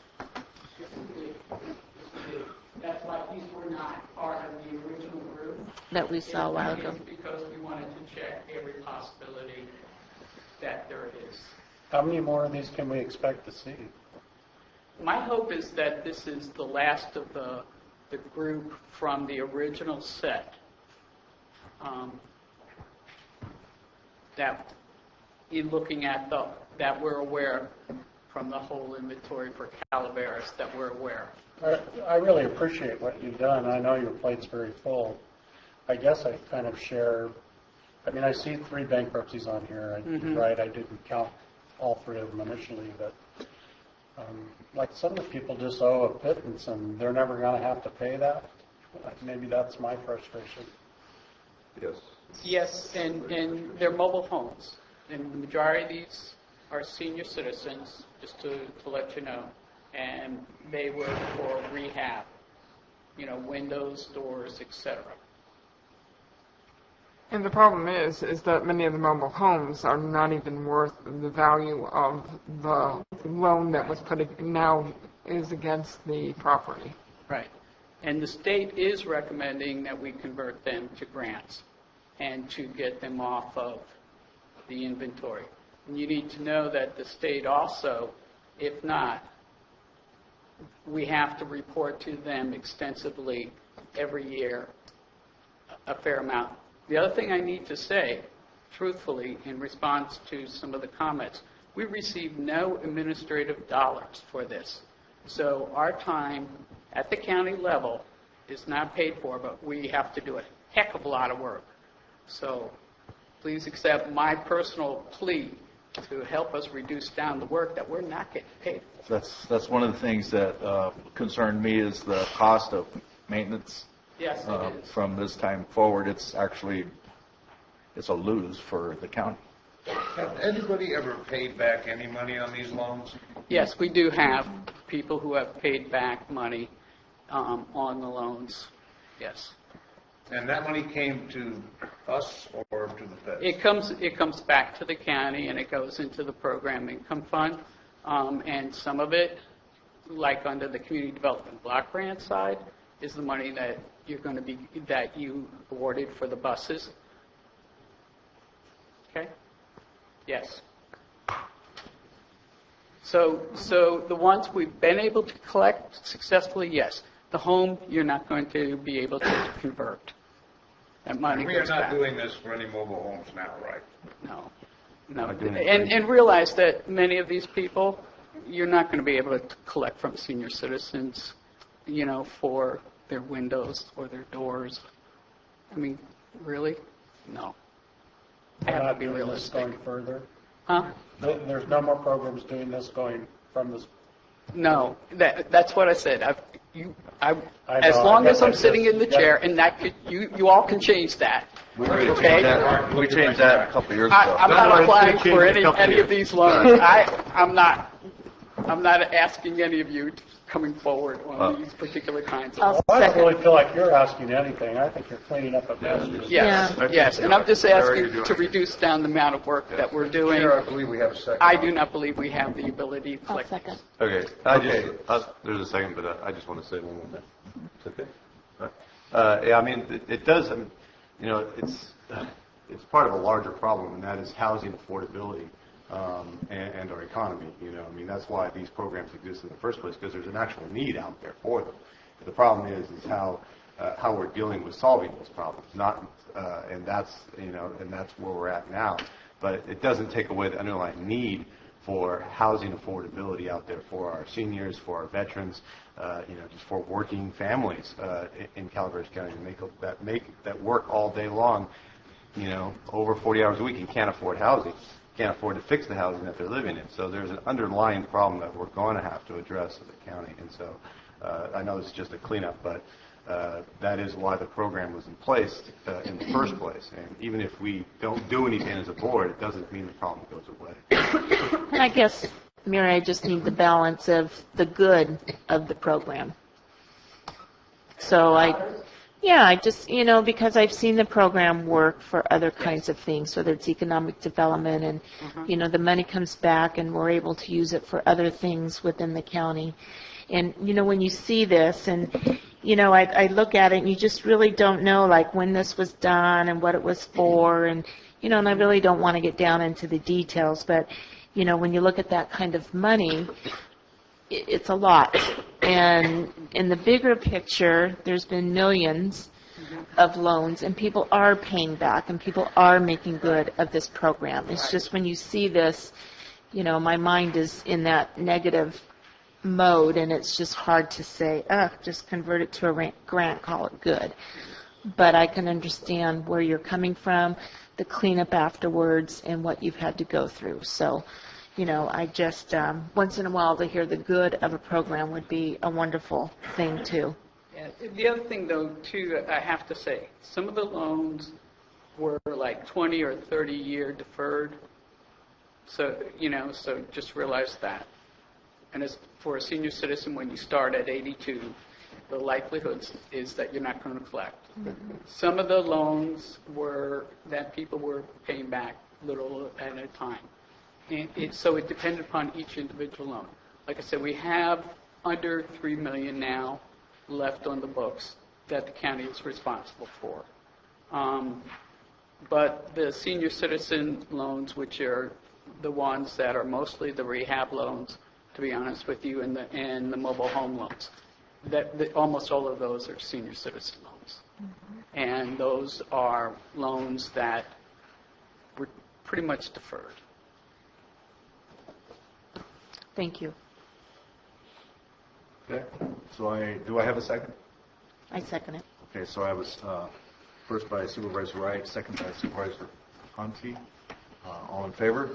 Aye. Opposed? No. No. No.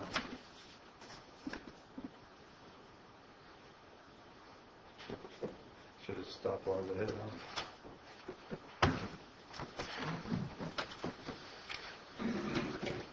Take a break. Sure. We're going to take a 5-minute break. Session again. It's okay to get Peter.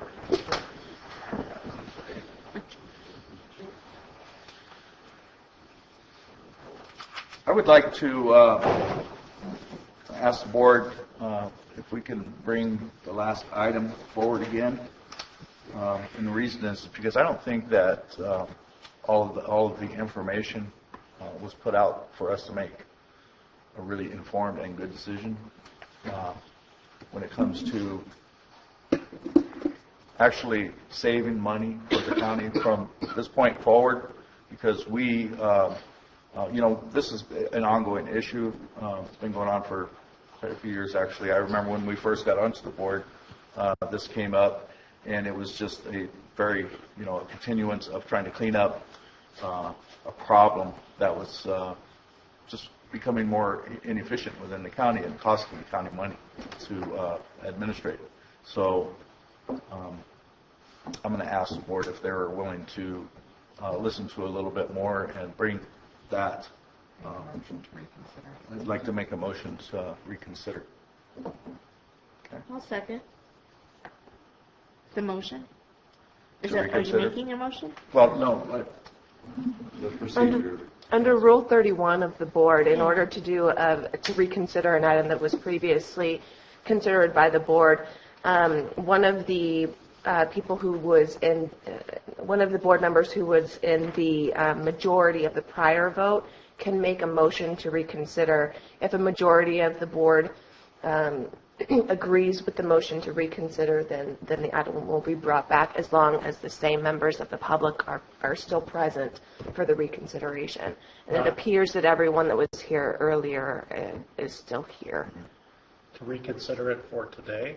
For today, yes, that you can reconsider it today. Otherwise, if, for instance, not everybody was here, then if a majority wants to reconsider it, we would bring it back at a future date. Yes. So that's what I'm asking, to reconsider it, get it for today, get it off of our radar so that we move forward. So that's what I'm asking for, a motion to reconsider. So can I second, even though I wasn't in the majority of the last vote?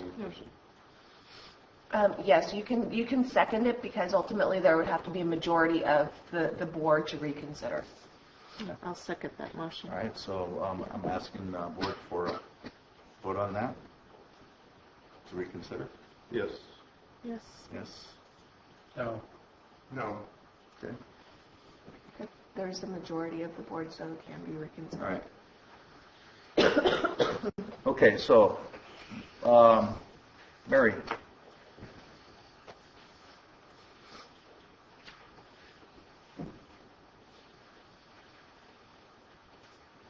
I'd like to hear more about the responsibility of, first of all, what is costing the way we're currently doing business with this these loans and the ongoing costs to the county if we continue to do it this way. Okay. Right now, these particular loans, we have one consultant who works full-time on these loans. That's Lori Adams-Ashby. We have a contract with her for like $26,000. She is the person who reviews all of the requirements as far as doing the home inspection from the outside. The property has to be well cared for, has to have the most recent taxes, also make sure that the occupants are the current occupants that the loan is there for. She is also an expert on some of the documents that we need on an ongoing basis, and so just to let you know, she's basically like a housing consultant. In addition, we have Chris Redmond, who is one of our fiscal supervisors, who works extensively on the CDBG program in keeping all of the bookworks internal for the county government. She is the one who has been going to all of the files, pulling them, literally went through every file that we received from Sierra Planning Council, also goes back in if there's any questions on any of the files, and we literally had gotten boxes and boxes. She goes to the warehouse, she pulls them back out. She also meets with the auditor on an ongoing basis to make sure that their records cross-check on an ongoing basis on pretty much a couple of times a year so that their records are reflective. She also works with the other county departments to make sure that all the documents are current and exact. Between her and Lori, they also do a lot of the research to make sure that they have whatever information that they can try and find together on any research. That's why these took longer than most, when they had to go back in to see about who is where, and sometimes they're looking for death certificates, sometimes they're having ongoing conversations with mortgage companies or whoever the loan company was on these, or whoever did the loan for the repairs for the mobile home or whatever. She will do all of those kinds of issues. And then she also has a worker under her who also works that she has taught on this program to make sure, should she not be around, so she's had to teach that person as well. There's myself, who has ongoing discussions with both Lori and Terry Cox on all of these loans, and I will tell you this has taken an inordinate amount of chunk of my time out because it's just myself. I try and limit having other staff because there is no money for this program for staff time on the CDBG loan conversion. This program also, I need to tell you, these loans were part of the reason last year that we had an actual audit letter from the state saying that on some of these issues that if we didn't have everything up to snuff, that they were looking at not only holding our federal funds, but they were looking at threatening to hold all of the county federal funds. They are still looking at our own federal funds. They have not released any of our community development block grants funds for this year or since 2000 for the current 2013-15 grant, and just the same thing for the buses until they finish all of the audit. That's why the more we can get off this inventory of things that we have to follow, it's the better for the county, because then we have less that we have to keep reporting back to. The more we have on the inventory that take more labor, like the bankruptcies, which take a lot of work to find out all of the parts, or like we have on another two cases that we're having difficulty with on the CDBG side that are actual properties. The two loans there, the individuals are the properties are in probate. The original people that were given the loan are now deceased. Their heirs, it's in probate, but the state wants a whole lot of documents. The only way we get those documents are from the family members, and the family members have got to cooperate. And so we can't even get the money that I've talked about until we get those documents from the families, and we're trying to contact those families now to get those so that we can then hopefully get the audit issues done. Even though I have to tell you, with the state, we have been working for 2 to 3 years on these audit issues with them, and they lost the documents 3 times. And we've had multiple state fiscal folks, and they've lost them. And so we're now on the last one. She's really actually got quite a bit done, I'm hoping. But that's where we're at. And it's like over and over again. Does that help? And if I may, on a couple other issues. The mobile homes, when we're talking about when these loans were initially set up, Mary has mentioned that they were deferred loans. That means that any payment on the loans were deferred until the end of the loan. So if you're talking an elderly person, 70 years old, in a 30-year loan where the payments have been deferred, obviously the chances of recouping it are difficult. In addition, what we would have, the option we would have would be to foreclose on those homes.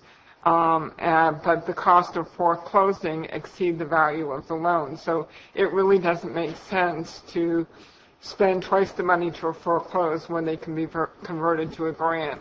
On the bankruptcies, Mary had mentioned that we were not notified of it until after the fact. So if we were not included as debtors in the bankruptcy hearings, we have no ability to collect those loans. So we would still have to maintain all the work on them without doing it. And as Mary said, we do not take any money from any of these grants for administrative costs. They are all paid out of Mary's budget, or when they were under the administrative office, the administrator's office budget. And part of the lateness in us being notified on some things is because the original paperwork are still going to Sierra Planning Council or someplace else. I'm not always sure where things go before, and they're non-existent and have been for several years. So it takes a while for things to, in our hunt to even know that things have happened. So that's why we say it's a delay. If you notice, last time we were here, it was April of 2014. It's now May 2015, and we're just coming back to you on these 10. But we believe, we're hoping that these are the last 10 that we have to come on. What's to keep? I think you said there was another $3 million outstanding. Under $3 million now in the total. That's the home and the CDBG loans. So this was about 7 to 8% of that or so. But what's to keep the rest of those from seeing this and saying, hey, they forgave those as grants. Why did we pay it? The rest are not mobile homes. They're real property? The majority of those are real property, yes. But they still, many of those are also deferred, or they're property in which we are indeed, now I have to say on the home loans, they're first-time home buyers, so we may not be the first lender. Could be Wells Fargo, could be a bank, et cetera. We could be secondary, and and ours could be the deferred. So there's lots of different things. It depends upon how the loans were set up. Could you clear a point up for me? You mentioned Sierra Planning Council, yes. Council. What is their role and responsibility in this process? They no longer exist. Obviously. So they actually made the loans or qualified the loans, or how did They that were happen? the administrator of the loans. They were the administrator of the loans They for they federal administer. funds. I don't know how else to say that. They contracted with the county, and they administered the grants, which means that they took the applications, they reviewed them, they brought them forward to the housing committee. On the remainder of the loans on the real property, we have the liens on against that property. Right. So there is a methodology of collecting even with the deferred payments or deferred loans that we don't have on the mobile homes, because you don't have the same ability to lien the mobile home as you do real property. So as I understand it, we had federal funds administered through the qualifying of loans through the Sierra, Central Sierra Planning Council. and we're holding the bag as a county because those are bad loans. Is that the situation? More or less, yeah. We didn't fund any of the loans. We're just doing the administration without compensation. Yes. And now we have to eat the horse that ran out the barn. Well, Is that what we're doing? what we're doing is we're asking you to forgive these loans. These loans will then be written off, and they're not going to cost the county any funds unless you keep them open. Then you're going to continue to cost us labor costs. So it's not a grant. We're going to write off these bad loans. Is that what we're You're doing? going to turn them into grants, so then they can be written off. Right. And that's what the state is asking us to do. Right. And if we comply with this, then we have met, it helps us to meet the audit requirements that the state has asked for, and it also helps for the release of future CDB funds for economic development or something else. We will not be doing first-time home buyers grants or rehab loans in the future. The board decided a number of years ago, as Supervisor Ensign mentioned, not to do those loans because of issues with them that we went through with Central Sierra Planning Council. What responsibility does the state have in this process? The state does the administration of deciding whether a county who applies for funds meets that eligibility in their application for those funds. But they have no financial interest or no responsibility for administration other than the overseeing of the county operation when it comes to. They are responsible for the funds to the federal government. Federal government. Yes, and the federal government has changed some of their laws and rules, and they are accountable to the federal government. And as a county, we're accountable to the state. We provide quarterly reports to the state on the status, and they in turn do reporting to the federal government. But again, I think these are loans that are next to impossible to collect either through bankruptcy or if we foreclose, the cost of foreclosure exceeds the value of the loan. The state of California has asked us to convert them to grants so that we can write them off and that we don't have to, as part of the audit that we went through, and this is the action that's taken. I believe that Health and Human Services and Ashby and Associates have been real diligent in looking at these and our ability to collect on them, and have determined that the county has no real ability to collect these loans. Basically, it's a play on words. We're writing the loans off. That's correct. By converting them into grants. And Please, that's the wording. I understand that. Mary, I think your department's done a great job handling this problem. I understand we have two people that are assisting in this. One is a consultant at $26,000 a year. Yes. And That's is what there we're any paying her. compensation on a contractual consultant for the other person you mentioned? Or are they an employee? That's one of my employees, yes. When you're full-time staff? Yes. And how much time does it take them to administer the rest of the loans that are still active? Hard to say. It takes a lot of the time. It's not her favorite. I would not even ask her about it because she will grumble a lot and not say nice things. This is not her favorite program. She would love to get rid of this program a lot. So anything you could do, if I could tell her even there was 10 less, she would be very happy. This is a great way to make one employee in the county happy. When did we become aware of these problems? I know we looked into it in 2014. This program's been in effect since when? I don't know. Surely it was before my time. The CDBG program has been in effect since the 90s, and a lot of these loans were made in the late 90s or possibly early 2000s. And do we have any monitoring process then? We have a monitoring process now for all the loans. Okay, when did we start that monitoring process? Probably since we took it over. Well, initially the monitoring was supposed to be done by the contractor, Central Sierra, and it was our understanding that that was part of what he was contracted to do.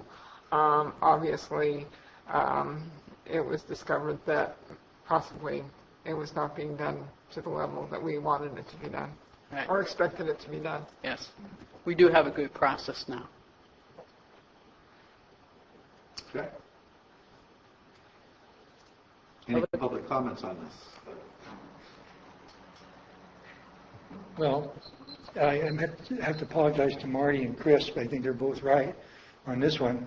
My focus, Al Segala taxation, we think you probably should go ahead and write these off, even though you have to go through the grant process to do so. The alternatives are not good for the taxpayer.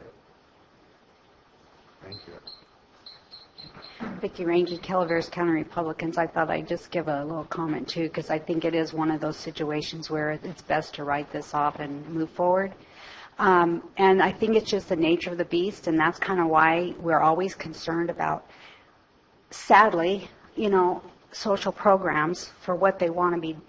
The purpose of them is for a good purpose, but this is kind of sometimes the outcome of them. And that's why in the future we have to keep talking about how do we talk about affordable housing? How do we talk about helping people?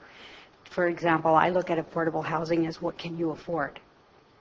And it might be that you live with your family because that's all you can afford, not that somebody's going to pay for half of your house. So, that's a future discussion. I know Chris talked about that a little bit, but anyway, it's just the nature of the beast when you start giving money to people and the accountability may not be there.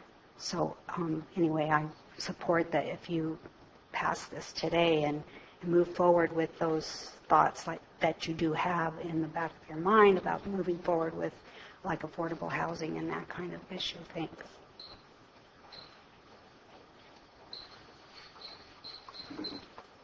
I'm Mr. Softy. Easy going. This thing been going on since the mid-'80s, folks. It's nothing new. Okay, let's get clear.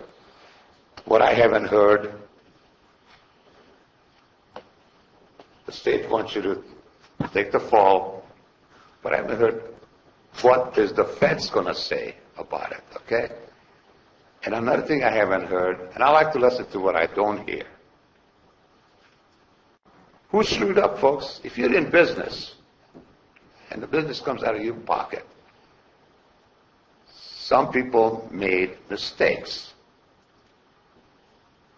Is anybody going to be held responsible for the mistakes?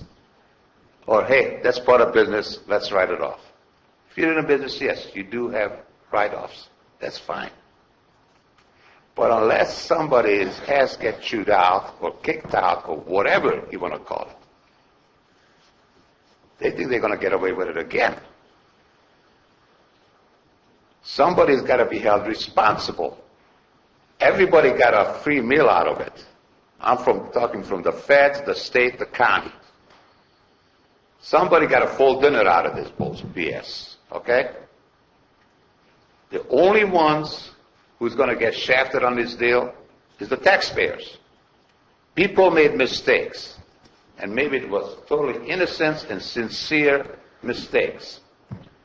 I'm not going to say take them out to the pile of wood and burn it or crucify it. But unless you show your employees there's going to be consequences when they screw up,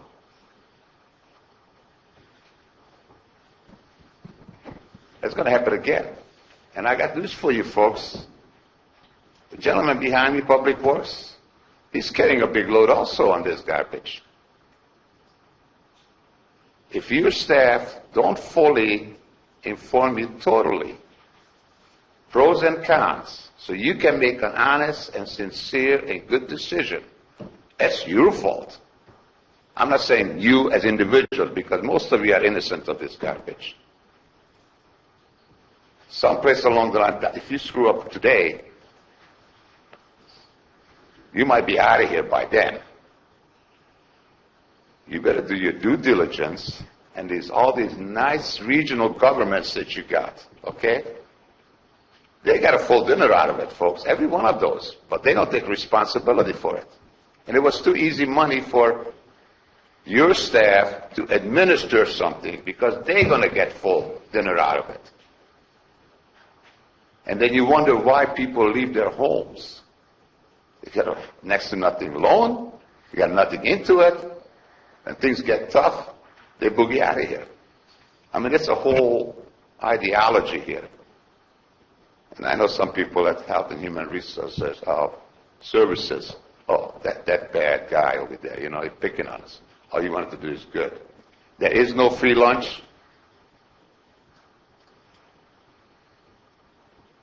If you don't demand efficiency and honesty and straight and openness, and if they don't give you all the facts so you can make reasonable, intelligent decisions, putting it bluntly, folks, it's the Board of Supervisors screwed up. Not you guys as an individual, but as an establishment who was too easy to look compassionate and generous and caring. Keep it in mind. I guess you're going to pass it, okay? But you better do something so it doesn't happen again. You better do your homework, read that frickin' packet, and look all the way down to the bottom. And then you see 10% miscellaneous administration cost. Okay? If you don't, hopefully people will. I mean, I feel sorry for you guys in a pickle. But some people, you shouldn't be micromanage your staff. But for you to make a proper judgment, you better know what your staff doing. Go in there and ask. Then get the head of that department, either shape out or time to move on. You got to be a bad boy once in a while, just like in your own business. You know it. If your employee don't produce, you don't put out, get out. Thank you. Any other public comments? All right, I'd just like to say, to me, this isn't our board doing a bad thing. We have, you go through time. I don't care if it's in business, on this board, whatever it is. Things change over time. Sometimes when something starts off good, ends up bad. Sometimes something may start off bad, ends up good. Sometimes it's just all good, and sometimes all bad. That's the way it is. Our board here gets an opportunity to clean something up that is not good for our county moving forward because of many different reasons, including, look at the administrative costs that it's, Mary says she has 2 people working on it. That's 2 people that could be doing something else that's productive instead of putting more cost towards an already cost prohibitive program. So, and then the state is doing the same thing. So it's actually not just costing us, it's costing our state as well.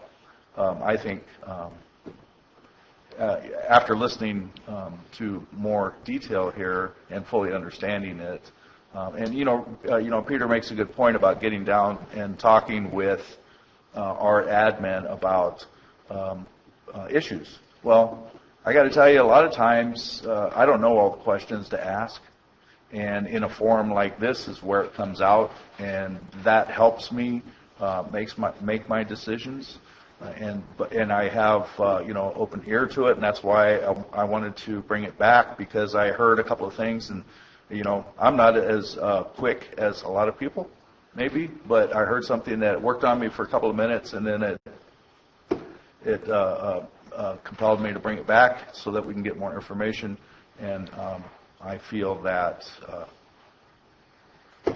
I'm more in support of this now because I just don't want to cost us money in the future. We need to move forward and fix problems that are rising and not continue to foster them. So I'm going to ask board if you have any other comments.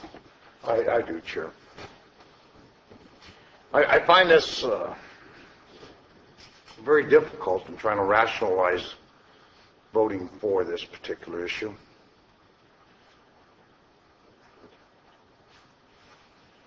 But in looking forward, I find that there are situations that we have to address for the better of the county. I want to publicly commend Mary and her staff for doing this work, very difficult task. I do have reservations about the responsibility on several different levels, federal, state, the Sierra Central Committee, and the disappointment in them. But then again, I have a responsibility to the county, and I would, for the interest of economic survival, I probably would support this measure now.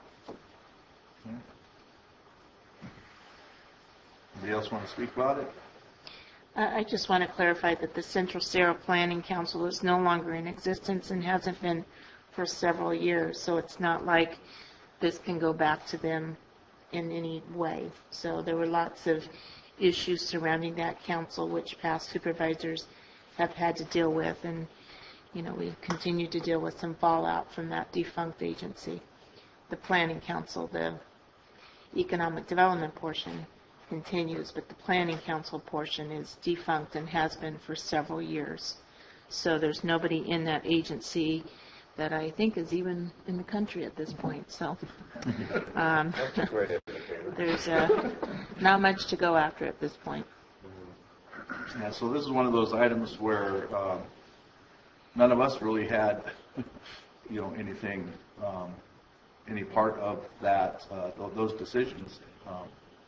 But we do have an opportunity to straighten some of it out and make it a positive thing for the county, and that's, I think that's what we're aiming for. So with that, I'd like to, go ahead, Steve. Thank you, Mary, for explaining further. I know it was a little excruciating, but it did help us understand it, and whatever moniker that needs to be put on it is okay, but to me it's still a write-off, and I'll support it going forward. But I'm not going to forget with these community development block grants that this happened, and I hope none of us do. There was comments about other organizations that might seek them, but right now I have a very distasteful feeling about this whole thing. There were a couple comments like the Central Sierra Planning Council. If I've got that right, everybody seems to keep putting a different name on it. I'm getting a little confused, but Sierra something. Apparently that it's a group that the board hired at one time to administrate this. It was Central Sierra Planning Council and Economic Development Authority. So it was a combination of those two.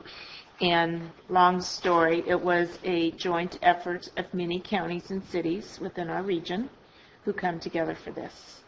And so it was an independent board and staff. And it went defunct for lots of reasons. If you Google it, you'll hear, you can read the history. But it's been several years that it went out of commission. And when it did, projects then went back to the counties or cities that were kind of hosting it through that particular, was it a JPA? Yeah. Was it? Yeah. So anyway, the thing that was strong in that agency was the economic component to that. And so that has gone forward and now sits with Larry Cope with Tuolumne County Economic Development and continues in that arena. But the Planning Council part of it was representation of a lot of CDBG grant type programs and such. And this housing component was one aspect of it. So there's been a lot of positive in this through the years. This is just one negative thing, and that's, having Mary explain for me, it was like, I'd like to hear the positive, because I know when I was with the city council, there were many positive aspects to this, and we were a part of that at one point. And the CDBG program, there's lots of good things to it, but it's being cautious, and that's where this board, prior to us and with us in the last half a dozen years, has redefined our role in the CDBG grant, and that we're not doing the mobile home, the first-time buyer programs. But there are good things with CDBG in regards to economic development and other such programs. So I think it's just being very cautious going forward, and how we accept CDBG grants and go forward with it. So. Thank you. I really appreciate you expanding on that for all of us. And the real onus in that, your message was to be cautious, because I don't think any of us want to leave a legacy of this happening again. And the other thing I don't really like either, that I want to say I heard, and if I'm wrong, I'll stand corrected, but it was that the federal government will withhold other funds if we don't do what they're sort of like Big Brother shaking their finger at us. You do this, or else we may not deliver our other funds. So, that also gives you a notice that you should be cautious about accepting money from them. But I will vote going forward to, as will everybody else, to write off these grants. Okay, so can I have a motion, please? I move that we accept this. Okay, I have a motion by Supervisor Kearney. Do I have a second? I'll second. Second by Supervisor Fonte. All in favor? Aye. Aye. Opposed? None. So it moves forward 5-0. Thank you. Thank you. Thank you, Mary.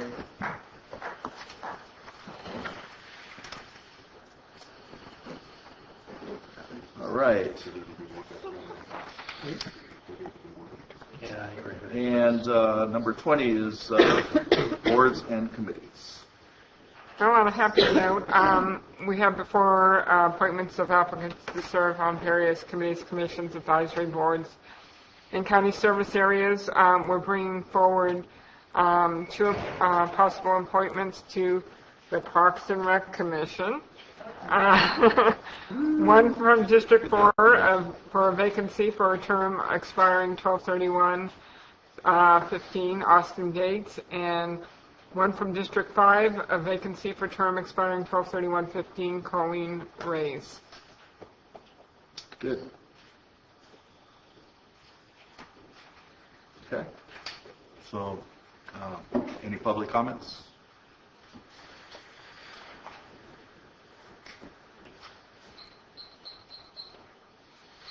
I believe last year you had this auctioned off,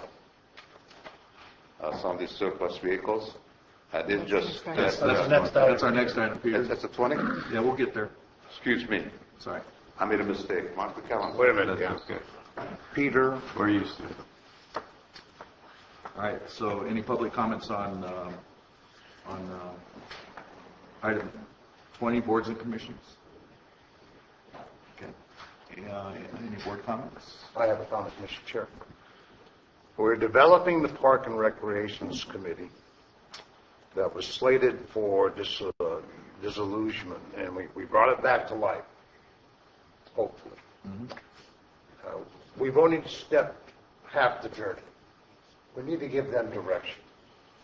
We need to solicit our private entities that are operating our parks and recreation areas and make them a voice on that committee also. So with that in mind, we need to, as supervisors and staff, maybe arrange a meeting or study session to make this committee effective. That's very worthwhile. Sounds good to me. So we just don't name a committee. Let's make it functional. Well, there isn't truly a supervisor assigned to this, is there? I don't think. No, it's not a supervisor No, it's a assigned. commission, and each representative supports represented each district, so each supervisor. And it was actually going along pretty good. You know, like a lot of things, they up and down. So I think it's just time for it to come to head again and start looking, picking up where the other commission just kind of left off. There's a lot of work that's already completed. There's, you know, they have a countywide plan that is nearly finished. A lot of the parks, you know, that are run by the nonprofits and privates, they had quite a bit to do with the commission before, and so there was plenty of opportunity for them all to work together. And as a matter of fact, that's how the overall plan was developed, by going out and speaking with these folks too. So I think it's just a matter of us picking up the ball that was dropped and by us, and getting it revived and moving forward with it. So I guess we can go to public comments on this. We already did. Huh? Yeah, we already did put it up. Oh, okay. Back to the board. Sorry, Peter. I'll wait till next time. Well, you already started the other one, so. You know, and that's just how I feel about it. I think Parks and Rec is going to be really big in the county, and recreation is tourism, and we have good opportunities here, and we need some emphasis on it. So It looks like you got a couple great applicants. Right. If I may, Chair Edson, I just want to be clear. The Parks and Rec Commission is made up of an appointed member from each supervisor district, as well as one from CCWD and one from San Andreas Parks and Rec and Parks. Also, there's a member from an ex officio member from the administrative office that serves on that. But what I'm hearing a couple of board members say that they want a study session to basically talk about the Parks and Rec Commission, some history, where they are, and where they would like to see the commission go. Is that what I'm hearing? Yes, seems like it'd be a worthwhile thing to do. Yeah. Then could I suggest that that study session take place in July after budget? Yes, of course. Thank you. Why, don't we have enough time to do that? All right. So can I have a motion on this item, please? I move we accept the nominations. Right. Second. So I have a motion by Supervisor Kearney, a second by Supervisor Wright. All in favor? Aye. Aye. Opposed? It's 5-0. Move forward on this.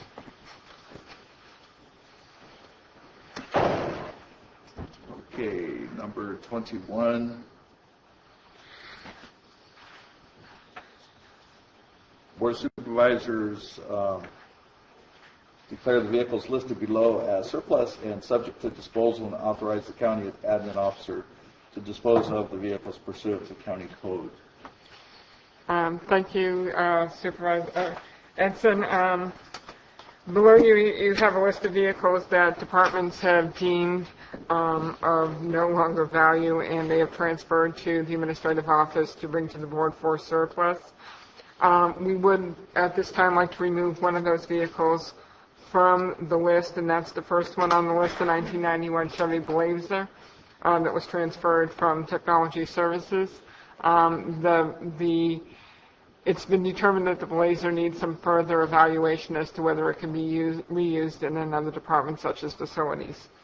However, the other vehicles are made up from different departments, including the sheriff, facilities, elections, and the probation department. Again, they're mainly high mileage. A lot of maintenance has been done on them. It doesn't make sense to continuing to pour good money after bad. And at this time, we would like the board's permission to surplus. Once the board has voted to surplus these items, they will be disposed of through the normal county processes either through sale on the internet or through an agency we've used in the past.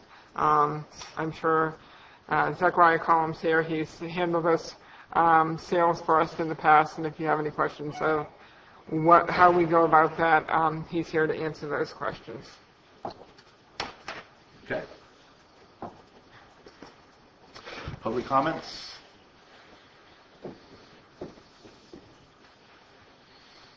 Two things. Mr. Kearney can inform you about, we do have a park and recreation group in the 5th District over by the clubhouse. Pool, basketball, tennis, and so on.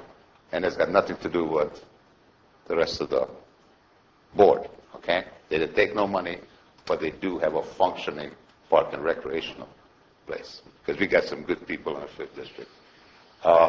And I'm sure Steve can be very proud of it.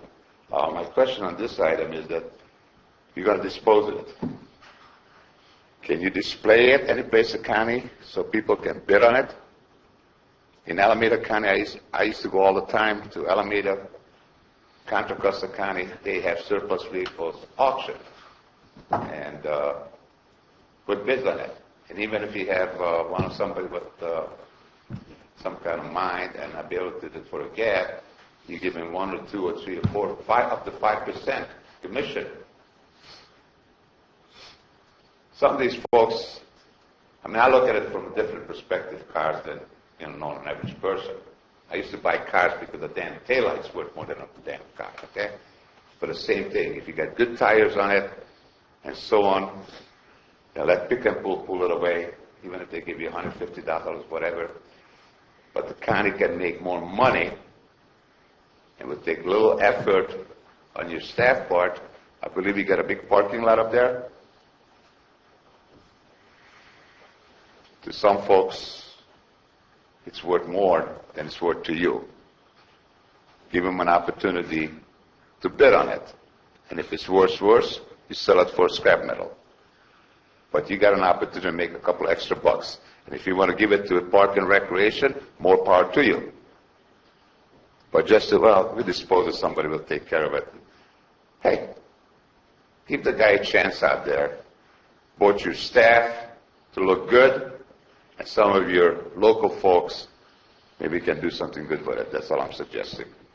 Just because it's surplus, there's a lot of good stuff out there. Thank you.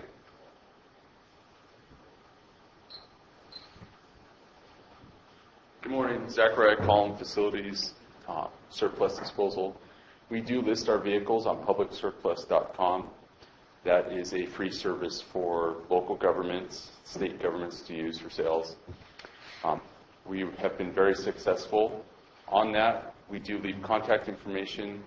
We do set up appointments for people to come look at the vehicles. We did set up a Saturday where there was hours that people could come look at the vehicles during those hours, and we had no one come, so we do it by appointment only. They are sold right off of our parking lot A, which is east of here, where they're all sitting currently, and people are able to come view them, open them up. Most of them have been sitting a while, so they do not start because the batteries are dead.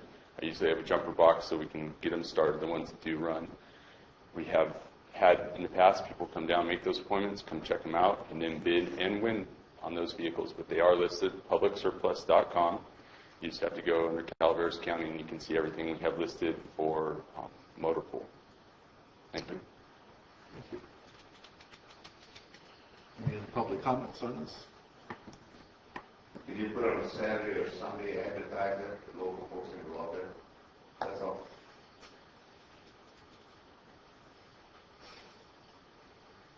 Zachariah? It's, we do advertise it. Just if you go to the website, it's got a link. I know we're changing the website right now, so it's even easier to find. And local paper? We don't put it in the local paper. We put it on our website because everything is done through a website, the publicsurplus.com website. So, if we start doing it locally, then that actually costs more money.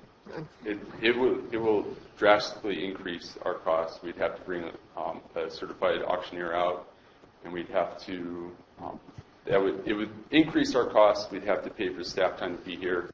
We'd have to pay for the processing of all the paperwork and taking the payments. Right now, we don't do that. Public Surplus does that and charges the the buyer, all those fees, and we do not pay any of those. And if we change the process, we would end up paying for that. But you could just put a little ad in the Enterprise or whatever, buy and sell. It says, government surplus, go to surplus, publicsurplus.com, right? I mean, that wouldn't cost much. $10. A public service announcement. Well, whatever. Yeah, I mean, it's not a lot of money for a little buy and sell ad. Free one ad. Yeah. Just make an effort. Okay. All right. Thank you, Sam. Sorry, Dave. That's okay. I mean, I agree. I think, they're going to hear it here at CCTV because this is taped, but I know you can do a little quick press release and let people know that the sale is happening and where they can go to find out about it. And that doesn't require staff to be on site or anything along those lines. But, I think that's, not everybody thinks about going to the Calaveras County website to look for surplus vehicles. So I think if we did a little outreach in regards to a public service type announcement to Pine Tree and others, Calaveras Enterprise, Union Democrats, we have a reporter here. So it'll get out there and let people know where to go, what website to go to. So yeah, people love that stuff. And put it on Facebook. I guess I just want to piggyback because this kind of thing, this helps poor people. Someone who doesn't have a lot of money can maybe buy one of these cars, and I think that's a good thing, but how are they going to know about it? So that's kind of that advertising, At least we don't go crush our cars. Thanks. All right, thank you. Okay, any other public comments? All right, bring it back to the board. I move we approve. All right. I have a motion by Supervisor Kearney, a second by Supervisor Oliver. All in favor? Aye. Opposed? Okay, it's 5-0. And let's move on to item number 22. Approve White Pines Park Committee Community Stage Proposal located in White Pines Park, 1965 Legan Road, Arnold, California. Make public benefit finding and approve cost for building permits associated with this project to be waived. Right. Good morning, Mary Rose Rutikanga with the Administrative Office. The item before you is a project proposal submitted to us by the White Pines Community Park Committee, and the county actually leases the park property from CCWD, and this lease was entered into in 2008 to bring some more recreational facilities under our Prop 40 terms. So this project actually needs to be approved by both the Calaveras County Board of Supervisors and then also the CCWD board as well. The Park Committee is proposing to build a community stage located within the park grounds. They've done quite a bit of research on and solicited a lot of volunteers to build the stage. They've also reached out to the community at large, the Evans Pass Fire District, the Vallecita School District, to ensure that the community is on board in this stage proposal. I've received letters, and it's included in your project proposal, that the other community members are endorsing this project. We met a couple of months ago. Zachariah Cullum and myself met with the community park and also with Supervisor Oliveira, and we surveyed where they would like to set up the community stage. It was in a good location for ADA compliance. There were paved paths. It was fairly level. The park district itself went through some ADA compliance for bathrooms and parking back in 2008, and I believe in the proposal they are suggesting to build additional handicap parking. We are asking the board to approve this project, and we're also asking that they waive the building fees associated with the project as well. Can I ask a question? You said the park district. Excuse me, the community park committee. So you said that the county leases the area from CCWD. Yes. Mm-hmm. It was back in the time of when we were looking at all the Prop 40 projects, and the board was allocating funding for these projects to nonprofit groups. But what the requirements by the state was that the county had site control for the lands the projects were going to be on. So initially the White Pines Park Committee had an agreement with CCWD, but in order to get funding through Prop 40, the county had to enter into a lease agreement with CCWD and then an MOU with White Pines Park Committee to continue to manage the park in order to get the funding to put in the playground structure and the it's the course that you can go to each station and do sit-ups. Yeah, whatever. I couldn't remember what it was called. I know it had a specific name. And so that is why there are 3 entities involved in this: CCWD that owns the land, the county that leases the land from CCWD, and the White Pines Committee that manages the park. And I just might add that the White Pines Park Committee does a really great job in managing that park, and they're all volunteer. And we've noticed in the last couple of months or so that groups have come forth, bringing forth applications to use the park for their activities because the park is becoming such a great destination spot for recreational activities. Question? Reading the documents and such, since we're leasing it from CCWD, is there anything in place? Do we need to get their okay for this? Yes, of course. So after the board approves, then it's going to have to be agendized, I believe, on the CCWD board for their approval as well. Okay. Yeah, they're the last step in the approval process. Once their board signs off, then the park committee can go and get their building permits and get the ball rolling. Okay, thank you. All right, any public comments on this item?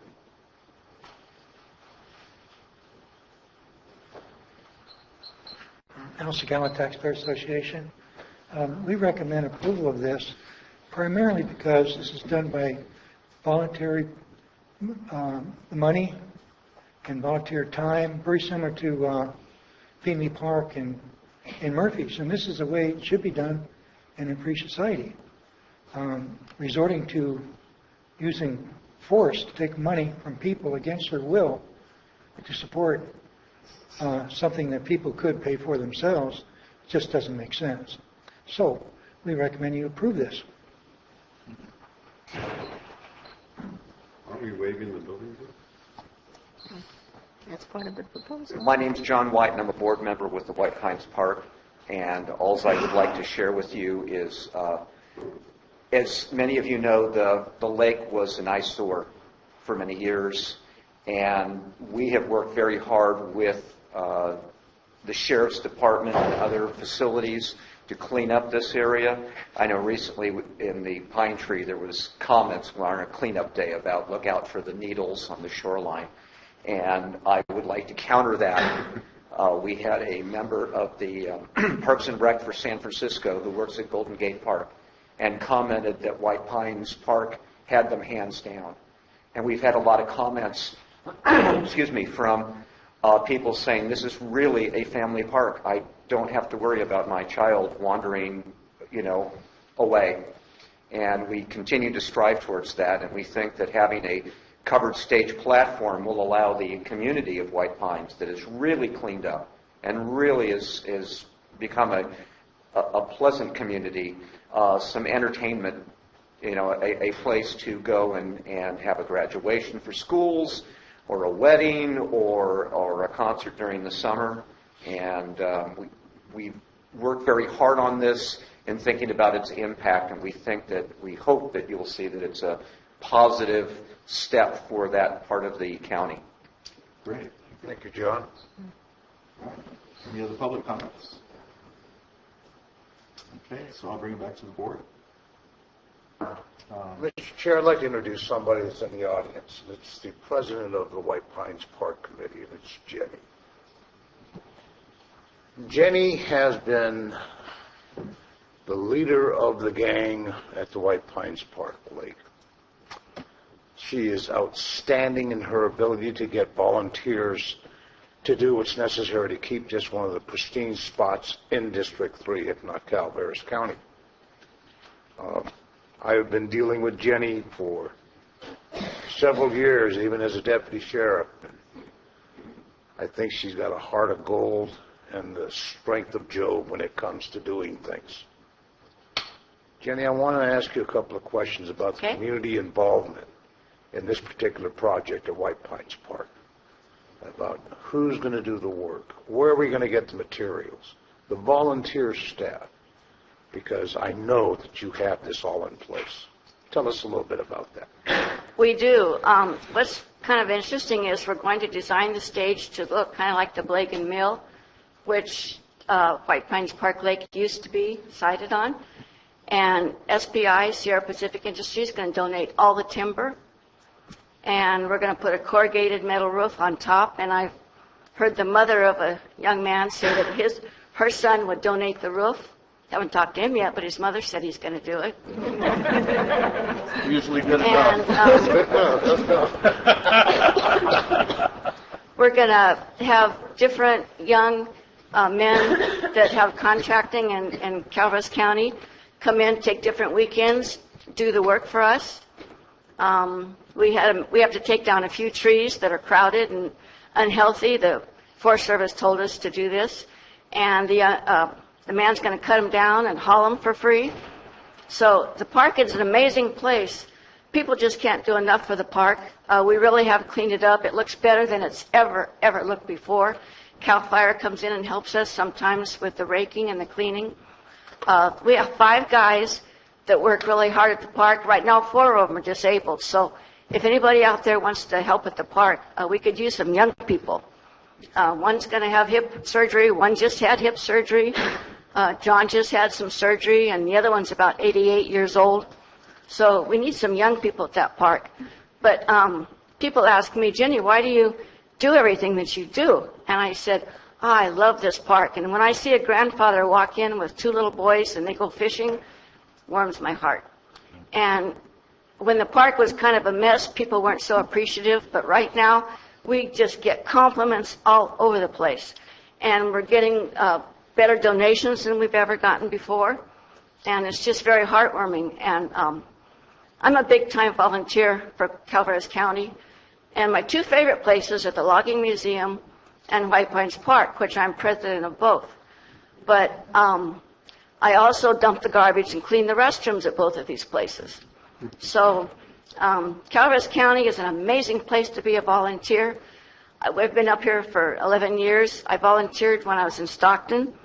I like it up here a lot better.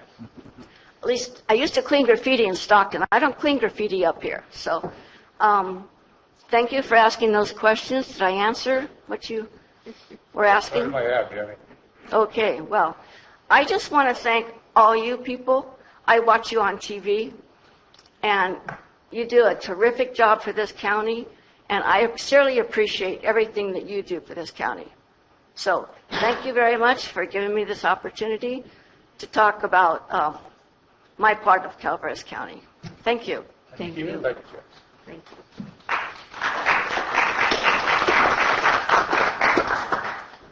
Okay. Any other board members wish to comment? No. So this is another reason why the countywide Parks and Rec Commission is important, because there's a sharing of resources that could possibly come out of it too. And experience and ideas too. I mean, like what she was talking about, the transformation of White Pines. I mean, it's kind of out of my universe in District 2. I didn't know a lot of the history. I didn't realize it was in bad repair before. I just always heard about how great it is. So good job bringing it back. I've always heard about how great the volunteers are there, making it what it is. So we appreciate that. So can I have a motion, Mr. Oliver? I so move. I'll second the motion. Okay, so we have a motion by Mr. Olivera, or Supervisor Olivera, and a second by Supervisor Kearney. All in favor? Aye. Opposed?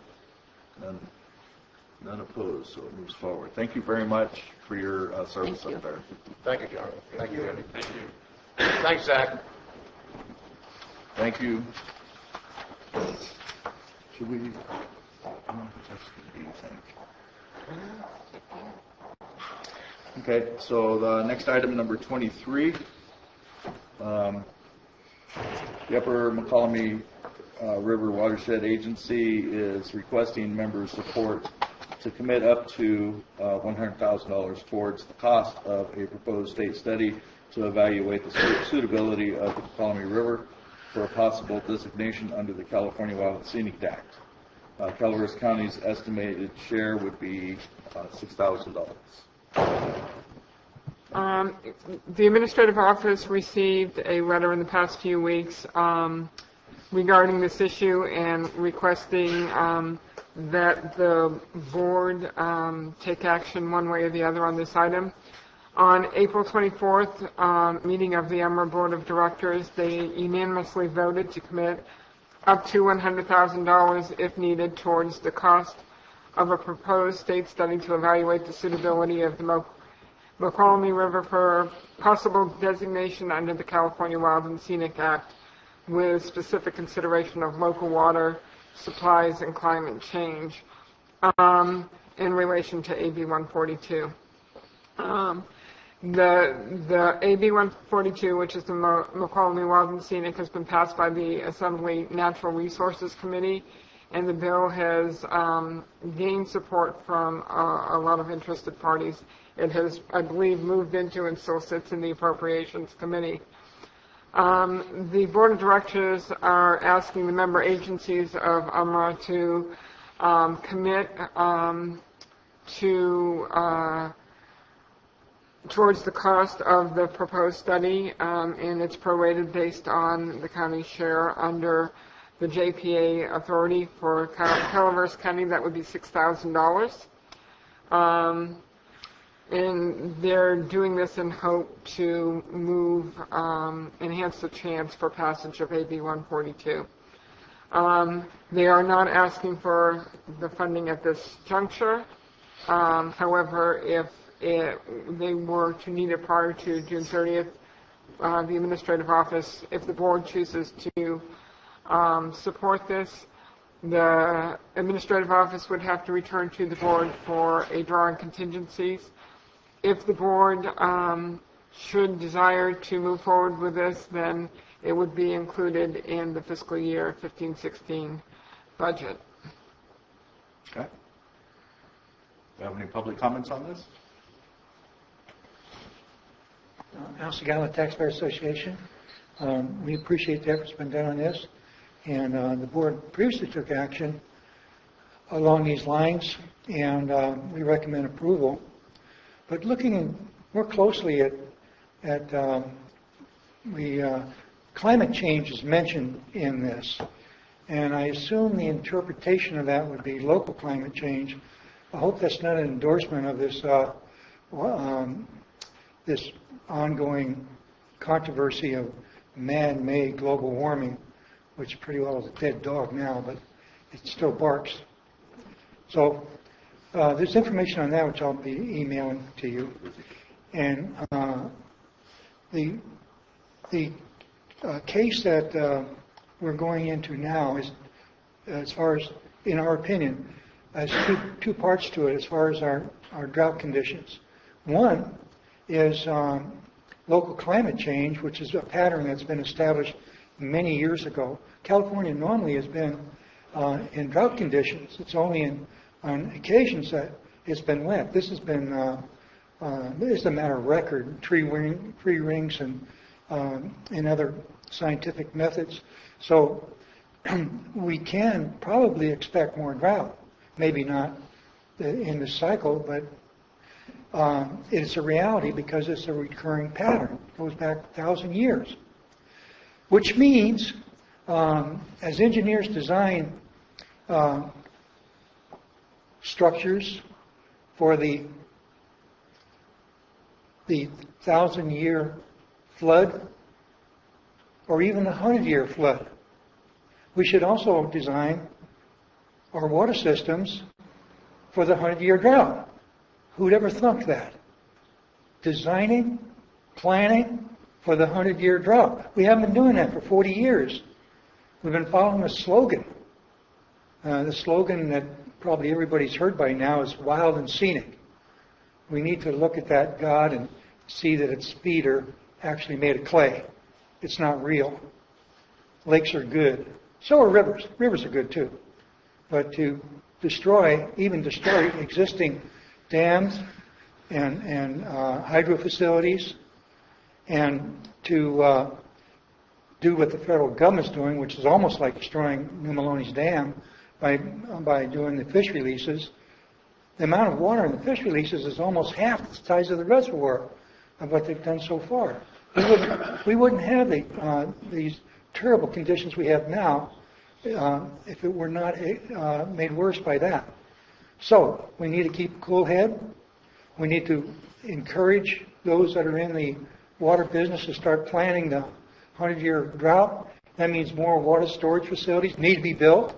And I know there's some effort that our state representatives have done, but it's too little, very much too little, and it won't have the beneficial effect for the long term. We've got to think about our kids and their kids and their kids. We don't want to see people fleeing California because there's no water. I probably spoke too much, but anyway, recommend your endorsement.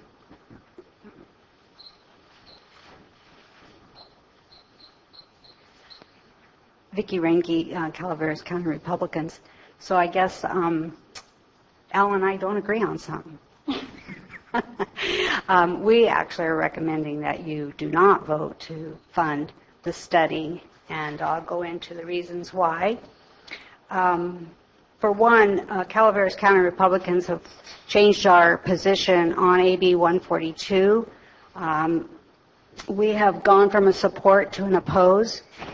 And we can no longer support the bill as it's been amended because it's not the same bill that it started out to be. The original intent of that bill has changed quite a bit. And I did send a letter to Assemblyman Bigelow letting him know that we will no longer support AB 142. And we did support the bill in the original state that it stated prior to the designation of the Mokelumne River, to be analyzed for the suitability or non-suitability of the proposed designation. So the original bill only asked that if the designation was brought forward, that a study must be done before it was approved. And this bill no longer supports that initial intent. The amended bill now is requiring a study to be done at a cost of $250,000 and to be completed by December of 2016.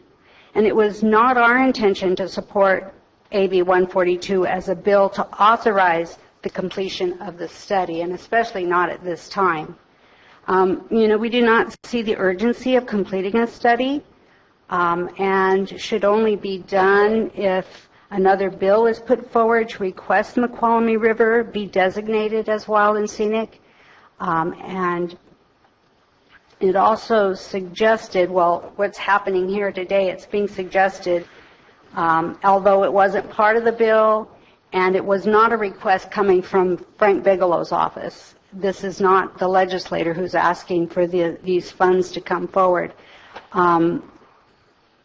That the members of the Upper Mokelumne River Watershed Agency provide some of the funding to complete the study. So Calaveras County is opposed to local dollars being used for this study.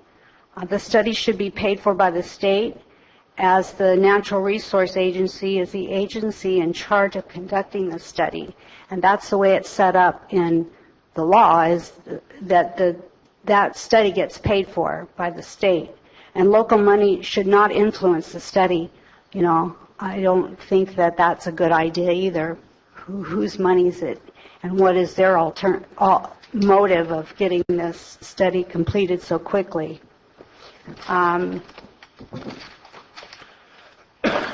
So I guess that's what we would like to bring forward, and we would like to ask you not to fund it.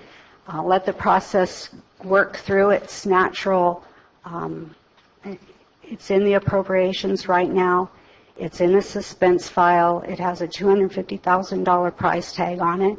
And if we don't have that money in our state coffers, then this should just die in its committee right now and maybe be brought back again as a wild and scenic river. And we'll just go through that whole process again of whether or not that's a smart thing to do for our McQuallamy River. So I thank you for your consideration. Well, Vicky's smarter than I am. I'd like to change our recommendation. Wait, some other people might talk. Okay. Marty Crane. It occurs to me that we're talking about perhaps making a budget decision at this point when we're about to go into preliminary budget hearings, and it doesn't sound like this is something that needs to be decided today. So support or not support, it occurs to me that we should, if we're going to talk about a budget issue, we should wait and do it during budget hearings. Thank you.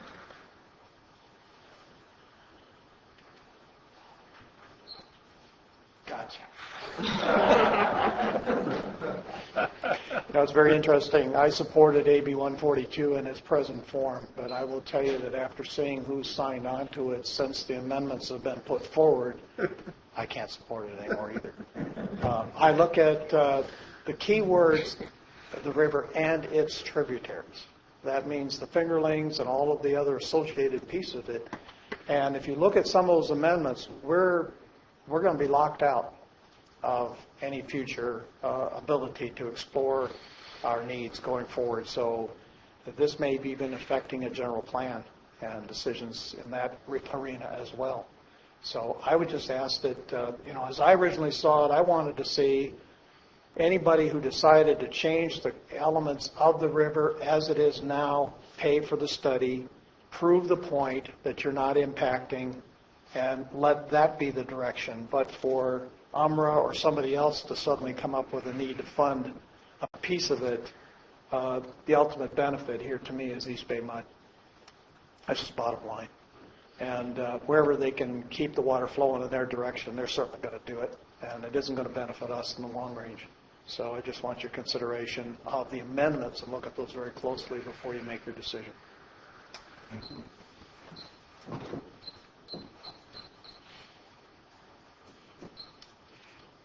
I trust my assemblyman as far as I can throw him. And you know that his size, okay? And maybe sometime I got threats that they're going to kick me out of Republicans. Well, I don't trust rhinos and I don't trust donkeys. The little modification was taken on the bill, and it's not in our favor. That's the result that no Republican or Democrat statewide candidate ever won in this county because people think for themselves a little bit and they don't trust them. Read the final details, what was original, the minor changes that they decided to do, and folks, make sure you're against the wall because it's not for your benefit, it's not for your constituents' benefit. I mean, I'm against it at this the way it is right now. I would suggest don't do it. You assume a lot of responsibilities financially. If I'm going to take off a couple of nonprofit stakeholders, I'm proud of it. I'll do it anytime I can. But this is not for your constituents and our economical interests or environmental interests of this county. You can BS so many people for so long, but when you get down to the bottom line, that's not what it's about. So I hope you oppose it the way it is right now. Thank you. Any other public comments? I just wanted to respond to Marty's comment. Umra has asked that the board respond one way or the other by May 15th. That is why it's on today's agenda. I was simply stating that should the board choose to commit, as requested by Umra, that we would include it in the budget because that is a commitment the board would make today. Again, it's only if the board decides to move forward, but the reason it's on today's agenda is that Emma would like a response one way or the other from the board by May 15th. Any other public comments? Okay, seeing none, I'll bring it back to the board. Would you like to make a comment on the board? I just have a quick question. Did you say Amarillo County took an action on this? I did not say, okay. No, I did not say that. Yeah, I was wondering, do you know that? I believe I saw a letter of support, but I don't know for a fact, Supervisor Wright. I can check and get that to you.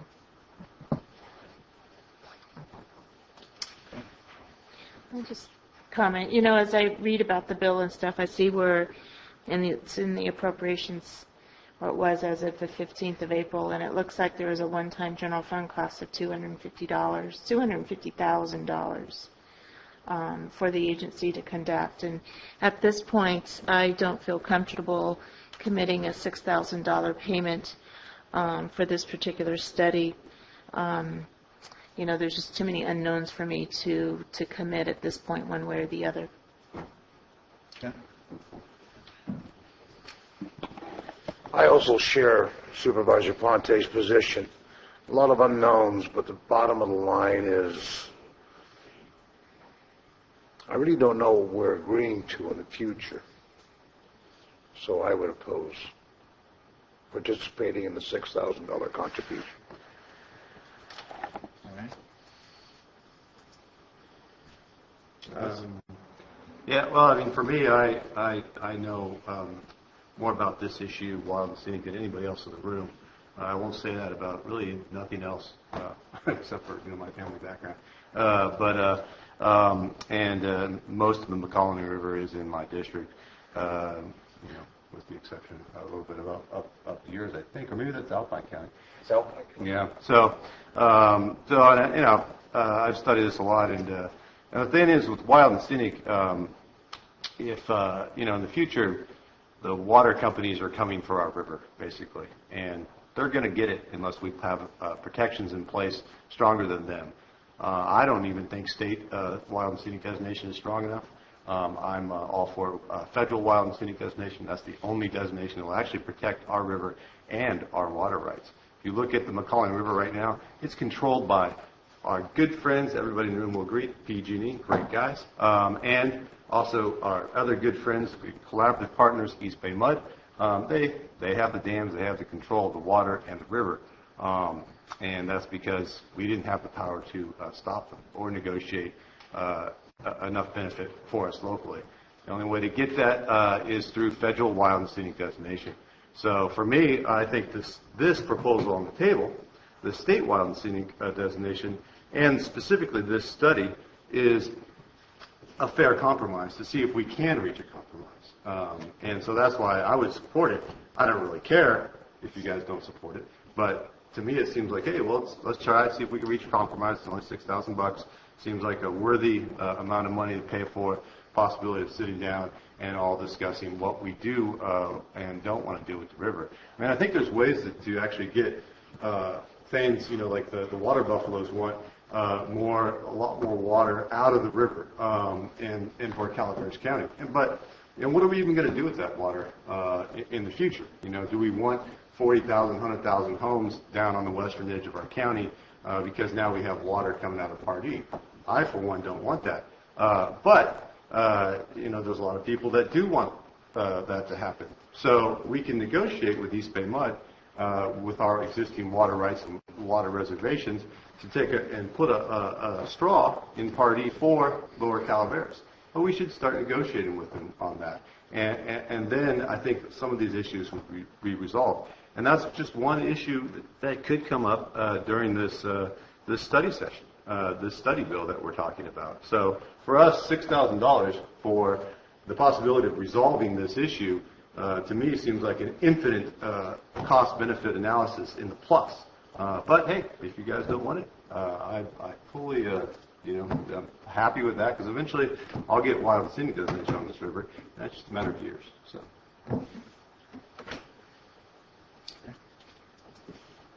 So I originally supported AB 142, and when the amendments came in, it totally changed it. So, and that changed my mind as well. It's the way things seem to happen. Some good compromise and some good things come into play, and then it's never good enough for to actually hit that middle ground. And so, number two, it is the state's obligation to pay for studies when it comes to wild and scenic. And I don't feel that our county should have to pay for or be even a part of paying for this study. We can't afford it. We have a lot of other things to consider, even our libraries, right? That $6,000 could go to. So that's my 2 cents on it. I can't support it as it stands. So I'd like to. I have another comment. For me, it's just very broad. It's like it's talking about $250,000 range for the agency to conduct this study. It's just a very broad perspective, and to ask for $6,000, I just find next thing it'll be $10,000 and so on and so forth. So I'm not opposed maybe to the study, but I need to have some more specifics to it, to have a commitment of any kind of dollar to it. So I'm coming from it's just a very broad perspective on this bill with this study. I would be pleasantly surprised if a study of this nature, based on what I'm reading in this bill, would be done by December 31st, 2016. That alone just amazes me based on every other study government does. So I just find it's like I don't want to commit to something, even if it's on paper, without more specifics to what this study is going to really study and who's doing it and so on and so forth. So, that's kind of where I'm at. I just don't want to make that kind of commitment until there's more detail, because I find the same thing with giving a blessing to 142. We blessed it based on that, and here we are 3 months later. The bill just seems very different to me, and I'm very distrusting right now about making a financial commitment on something that's so broad. Okay. But just so that it doesn't get lost in people who might be listening, or we're not voting in support or against AB 142. We are only voting to fund our portion of a study that might happen of $6,000. That's what we're voting for. That's a good clarification. Yeah. Because we have had a lot of discussion, and I don't want that to get confused in the vote. Right. Yeah. Okay. So I'll ask for a motion, please. I'll move. To? Not participate at this time. I would second that motion. Okay.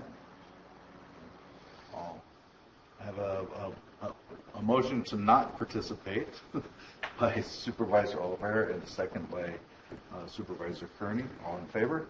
Aye. Opposed? Nothing? No. All right. So we have four. I abstain. One abstention. I'm not sure. Well, at this point, that's like saying yes. We're not going back into that, are we?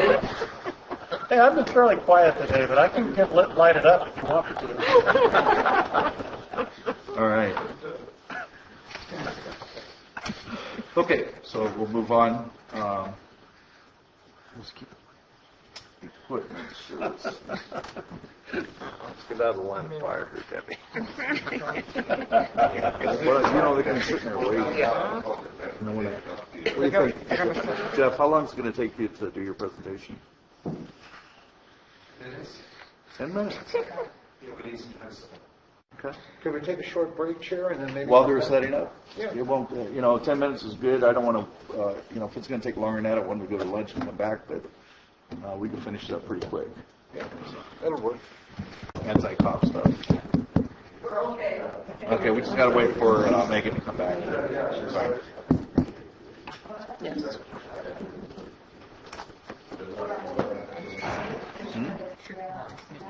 Yeah, okay.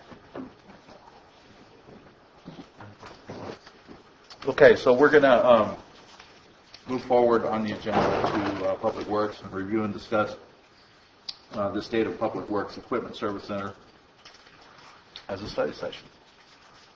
Thank you, Jeff. Jeff Crovis, Public Works Director. Today we're going to discuss essentially the state of our Equipment Service Center. The Equipment Service Center is the center here on campus that maintains the vehicles and equipment used by Public Works, including facilities, integrated waste management, and streets and roads, as well as the use of vehicles by admin and engineering. So the Equipment Service Center essentially performs all routine vehicle and equipment service. That's on more than 200 pieces of equipment. That's fine. We maintain our databases. Okay, I was going to look through. We have database management for the condition of the work that we're doing on our equipment and our vehicles. We also inventory parts that we use on these vehicles and generate a fleet replacement plan. Let's go ahead and start. Sorry, Kelly. These are almost everybody we have in our Equipment Service Center, including Nancy in the center, our manager, and Josh with the large bear, who is a supervisor. The updates to the Public Works, we did transit a couple of weeks back. We're doing the Equipment Service Center today, and in a couple of weeks we'll move on to roads and bridges. Again, what we do, we provide maintenance, diagnosis, repair for all the equipment and the vehicles. Pavers, graders, loaders, dozers, trucks, cars, name it. Preventative maintenance and repairs for transit buses as well. And if we're able to buy the transit service vehicle, we will maintain that as well. We establish schedules for the preventative maintenance and the demand repairs when we have to go out in the field due to a breakdown for Public Works projects, and we order and maintain an adequate inventory for parts and replacement parts. We also prepare the equipment and the vehicle replacement plans in terms of identifying when we believe we are spending more money than it's worth to keep a individual vehicle or a piece of equipment in service. We have a lot of compliance with regulatory agencies. We retain the records relative to the service and repairs. We are retrofitting equipment to meet changing regulatory requirements and new technologies. You'll see some of that a little bit later. And we fabricate and rehab old equipment to new uses where we still have life or partial life in pieces and parts. Here's a photo of our standard truck. We use this primarily during snow and ice season. These are some photos of a conversion project where we took an old changeable message sign trailer and turned it into a shade trailer as part of our heat illness safety compliance and protection for our workers out in the field. Here's an installation of shade tents, also part of our health and safety program. And we do have in the budget coming up the replacement of the old service truck with a new service truck for mobile repairs.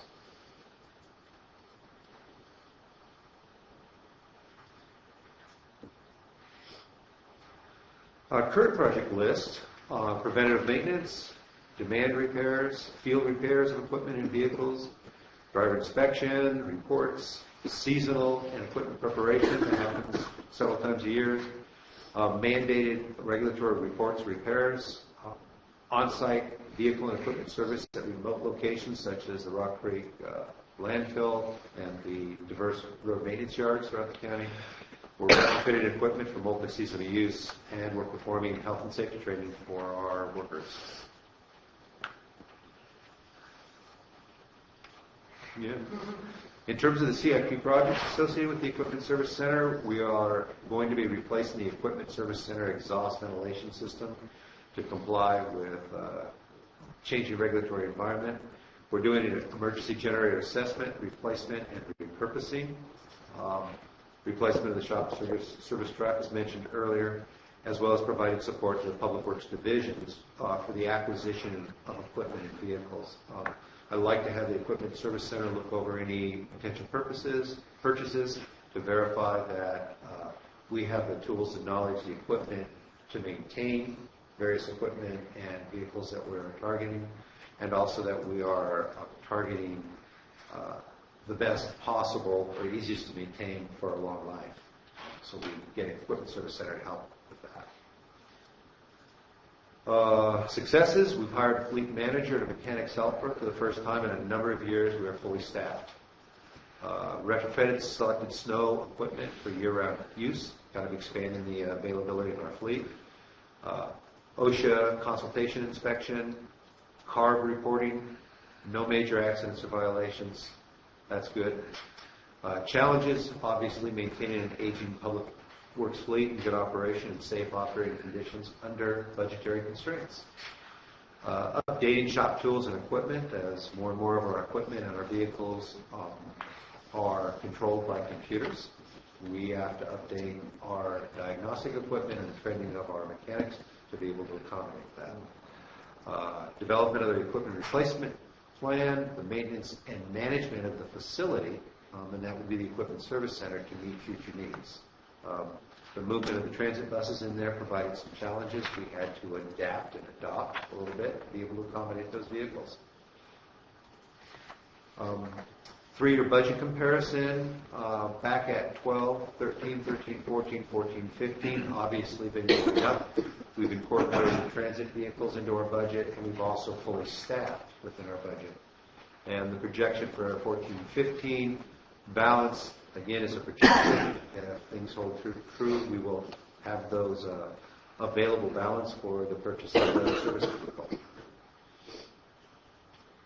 I'll back up one, Kelly, for just a second. At the bottom of the sheet, you'll notice that our current labor rate is at $85 an hour. Doing the analysis, it appears that we will need to raise our labor rate to $100 an hour in 15-16 to accommodate greater diagnostics, greater training. How are we going to address the challenges that we've got? Obviously, prepare the long-term equipment replacement plan as part of the department CIP, be for vehicles and equipment. I've seen the draft of this table, and eventually, if you'd like, I will present it to the board. Establish a schedule to inspect the shop tools and prepare for future replacements. That would be over time. And then prioritization of the effective use of our vehicles and equipment. Our future plans to be 100% compliant with our regulatory deadlines. Replacement or modernization in the future of the Equipment Service Center. Improve the training to address the use of computer analysis and computer programs for the maintenance of the fleet. And continue to provide staff training and advancement potentials for development of our staff. Questions and comments? No, but as you offered, in the future, I wouldn't mind seeing a presentation of your long-term plan to replace the fleet. Definitely. We'll do that as part of our overall department capital improvement program, Great. which I'm hoping to bring back. Good questions. In this, and I may have missed it, but is there an inventory system of everything we have in regards to vehicle and equipment and supplies and things like that? And is that tracked on an ongoing, like annual basis, quarterly basis on Yes, age it of is. In terms of the equipment? parts inventory, that's tracked as it arrives, as they get used. So at any given time, we could print out what our current inventory is. In terms of the inventory on equipment and vehicles, yes, we are building that and verifying that, so we know when the equipment was purchased, how many miles or hours are on a given piece of equipment, what we think the condition is, if we have a targeted retirement date or a potential salvage value, if we do recommend retirement. So do we do a physical inventory of parts and things like that, or is it tracked like when it's... On an annual basis, we inventory the entire parts firm. Okay. We have parts in San Andreas and Arnold, and we count every part that we have. And how is staff training monitored? Is that something through HR, or do you do it internally with Public Works? We're actually working with HR right now to utilize the software that they've purchased over the last couple of years to do that program for training. And now that we have a full-time health and safety officer, she's managing that program. So we'll be able to report back what training they've had in the last year. Okay. So it's a really great program. And as you look at kind of going forward, and you mentioned about replacement costs and things like that, is this for all Public Works vehicles and equipment and snow plows and those kinds of things? So it's everything combined that you're taking a look at Yes. moving forward? And we also have included the emergency generators at facilities as well, with the exception of the ones up at the Sheriff's Department. Okay.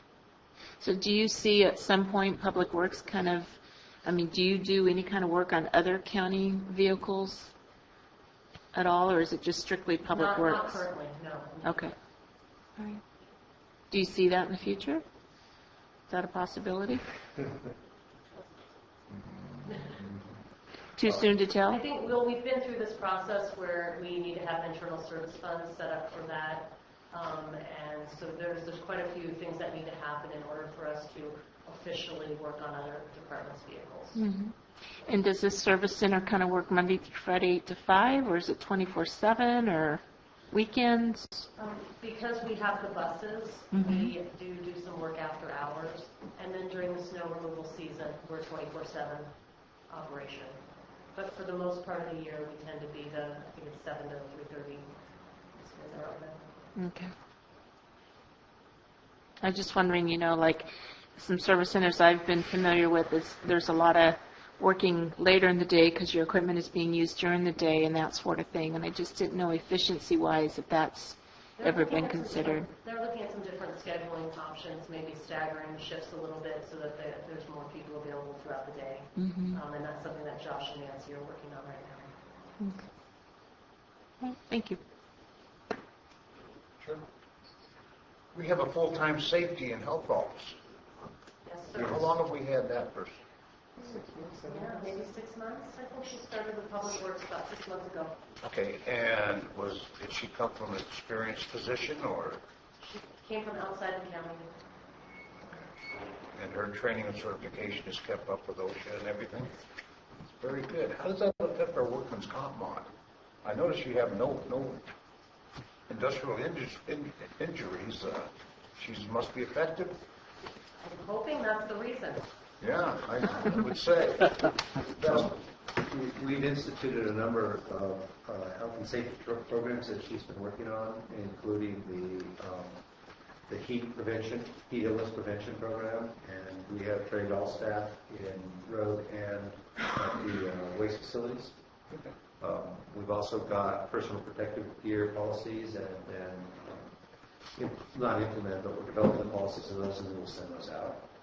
Trying to clarify the difference in equipment that we would require for, say, the engineers versus the road versus the folks that work at the landfill facilities. Does she have any safety certifications like CIH or anything like that? Certified industrial hygienist or I am not sure. Anything like that? National Safety Council, things of that sort? She belongs to several associations, but I don't know them off the top of my head. Very effective position. And I have yesterday, history in that position. just to give her some more perks, yesterday she was working with the Sheriff's Department on some hazmat evaluation for our road crews. So if they come across something on the side of the road, it was a great interdepartmental effort that they did. So they did some training, yes. Good job. Any other questions? Any public comments?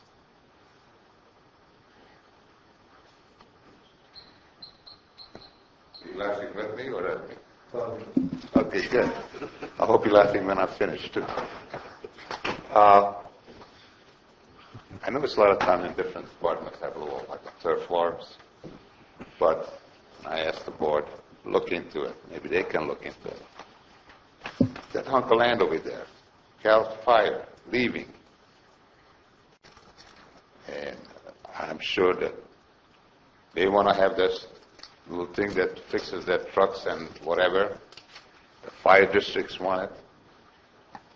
What I'm trying to fish for is that let's see what we can do internally in the county, and instead of shipping them out of the county. Mr. Moss, that shade thing over there, isn't there a plate? He left already, so I can talk about him. But Peter, can I just say something, because it's what you've addressed, and you addressed it a couple of times. You know, I did inquire, and CAL FIRE really doesn't know exactly what they're going to do over there yet. Nothing is final. well, tell him you give him a time. That's your property, lady. You're the landlord, you know. You're Yeah, the but boss. You're the lord and It's master. a pretty good long-range agreement for us, so it's not quite clear exactly which direction they're going to take. Okay. Well, take a look at it, how much benefit and how much it costs, because CCW is doing a lot of donation to CAL FIRE also. And it's all coming out of property tax. Keep that in mind. Okay? But did anything ever happen with having gas buying in bulk for the county? Is that got any place? We would ever have some talk about it. Maybe I missed it. Bulk in gas and each vehicle credit card. Keep track of that mileage and so on. That would be nice, both between Public Works and CCWD and the fire district and so on. No, it's just nice, but I don't see too many numbers. You can wish for it, but cost-benefit analysis, ratio between management and line and staff, it would be nice to take a look at eventually. We can all have wishes and hopes, but hard numbers, it would be nice to have down the road. Hard numbers, not just a wish list. Wish list, hey, that's wonderful. So we don't get any problems like this gentleman probably won't, because maybe he learned from previous, but Public Works got us in a lot of trouble. A lot of financial trouble, folks. When not all facts were disclosed to the board. Hopefully it was an oversight, not intentional. Because you're going to bite on it. We all want to save the world, but that's wonderful. We all, you know, and I don't know if you noticed it, but recently, all different organizations coming in, what a wonderful thing they're going to do. But let's see what was accomplished. I don't think you want to hire or have somebody work for you because what they want to do. Show me the dollars, black and white, what was accomplished. That's what counts. That's what's going to keep an employee on the job. Not just wishful thinking. Thank you. Any other public comments?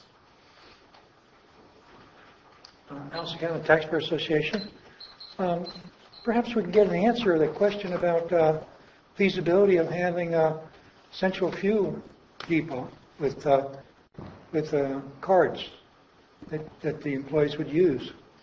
It keeps track of the fuel, and you get a discount on the cost. Makes sense, I think. Maybe somebody can answer that question. I believe I can, to a certain extent, Chair. Like, I'll have to answer that question with a question. What's your fuel usage for one of your most traveled department, would it be the sheriff's department with their cars? So fuel is a very, very large line item. And they're actually provided with a state credit card that allows the purchase of fuel at any location within the county at any gas station at a discounted price. And one of the problems I see with that, maybe you can verify this, is if you got a central fuel location, let's say the CB guy working up in Arnold has to get gas at the fuel station in San Andreas. That's a 45-minute trip either way. So I understand the problems in administering a program like that, but we have to be cost effective. Other areas we might be able to save fuel where we have a centralized place, but those are things that I'm sure you're going to be looking at, because fuel is going to be a very important budget item this year. And just for the board's awareness, there was a study done a number of years ago by Public Works about putting in above-ground tanks for fuel and for the fueling purposes. And the cost-benefit analysis determined that it was more effective to maintain. It did not provide the savings that were initially expected, and it was deemed not a worthwhile project. And Supervisor Oliveri, you're correct that we do have county credit cards specific for fuel purchases that provides a discount because we're not charged, I think it's the federal excise tax on it. And because everybody would have to come to a central location and we have outlying yards and services, the cost-benefit analysis just did not work out to install above-ground gas tanks. So I kind of have experience with that. When I was a fleet manager for Pacific Bell and SBC, I had more vehicles in one yard than this total fleet. And we had in-ground tanks. They were not cost effective. There's so much monitoring and so much regulation that goes along with it that it actually started costing money to have that on-site fuel. So, but they did have cards that would go out and go through a reporting process so that each vehicle would get inventoried on the amount of fuel usage.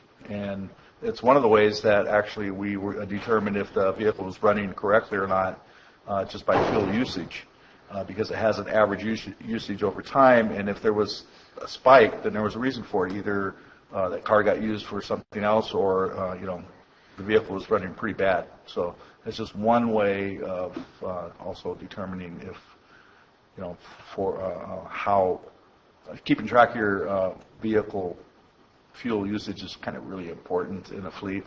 And but as far as above ground or in ground tanks, I think that's the thing of the past. There's too many regulations now. You got to go through the whole. Every day there's a monitor every single day. You got to put out a report. You got to track all that stuff. I mean, it becomes an administrative nightmare. So I think you're going in the right direction. I think what Jeff and staff is doing here is giving us a quick report that they got their radar on for the fleet, which we've been asking for a couple of years actually. I think it's impossible for him to do it in 6 weeks, maybe 7 weeks now, maybe. But I'm pretty sure that he's headed in the right direction. I think I see opportunities here, and I think that I want to thank you for bringing it forward anyhow to let us know that it's on your radar, what your future plans are. Peter was talking about future plans. Well, pretty much going to have to develop a process and a program over there that will be efficient and work for the county. And there's many ways to do that. And I'm pretty sure that as much as I've seen Jeff do what he does so far, I'm pretty confident that we're going to have that product here in the near future. So thank you for doing this. Mm-hmm. Okay, any other public comments? Any more board comments? No, just thank you for bringing Thank it you. forward. Yes, thank you. Good information. Thank Yes, you. it was. All right, so I guess that pretty much ends our agenda today, except for board member announcements.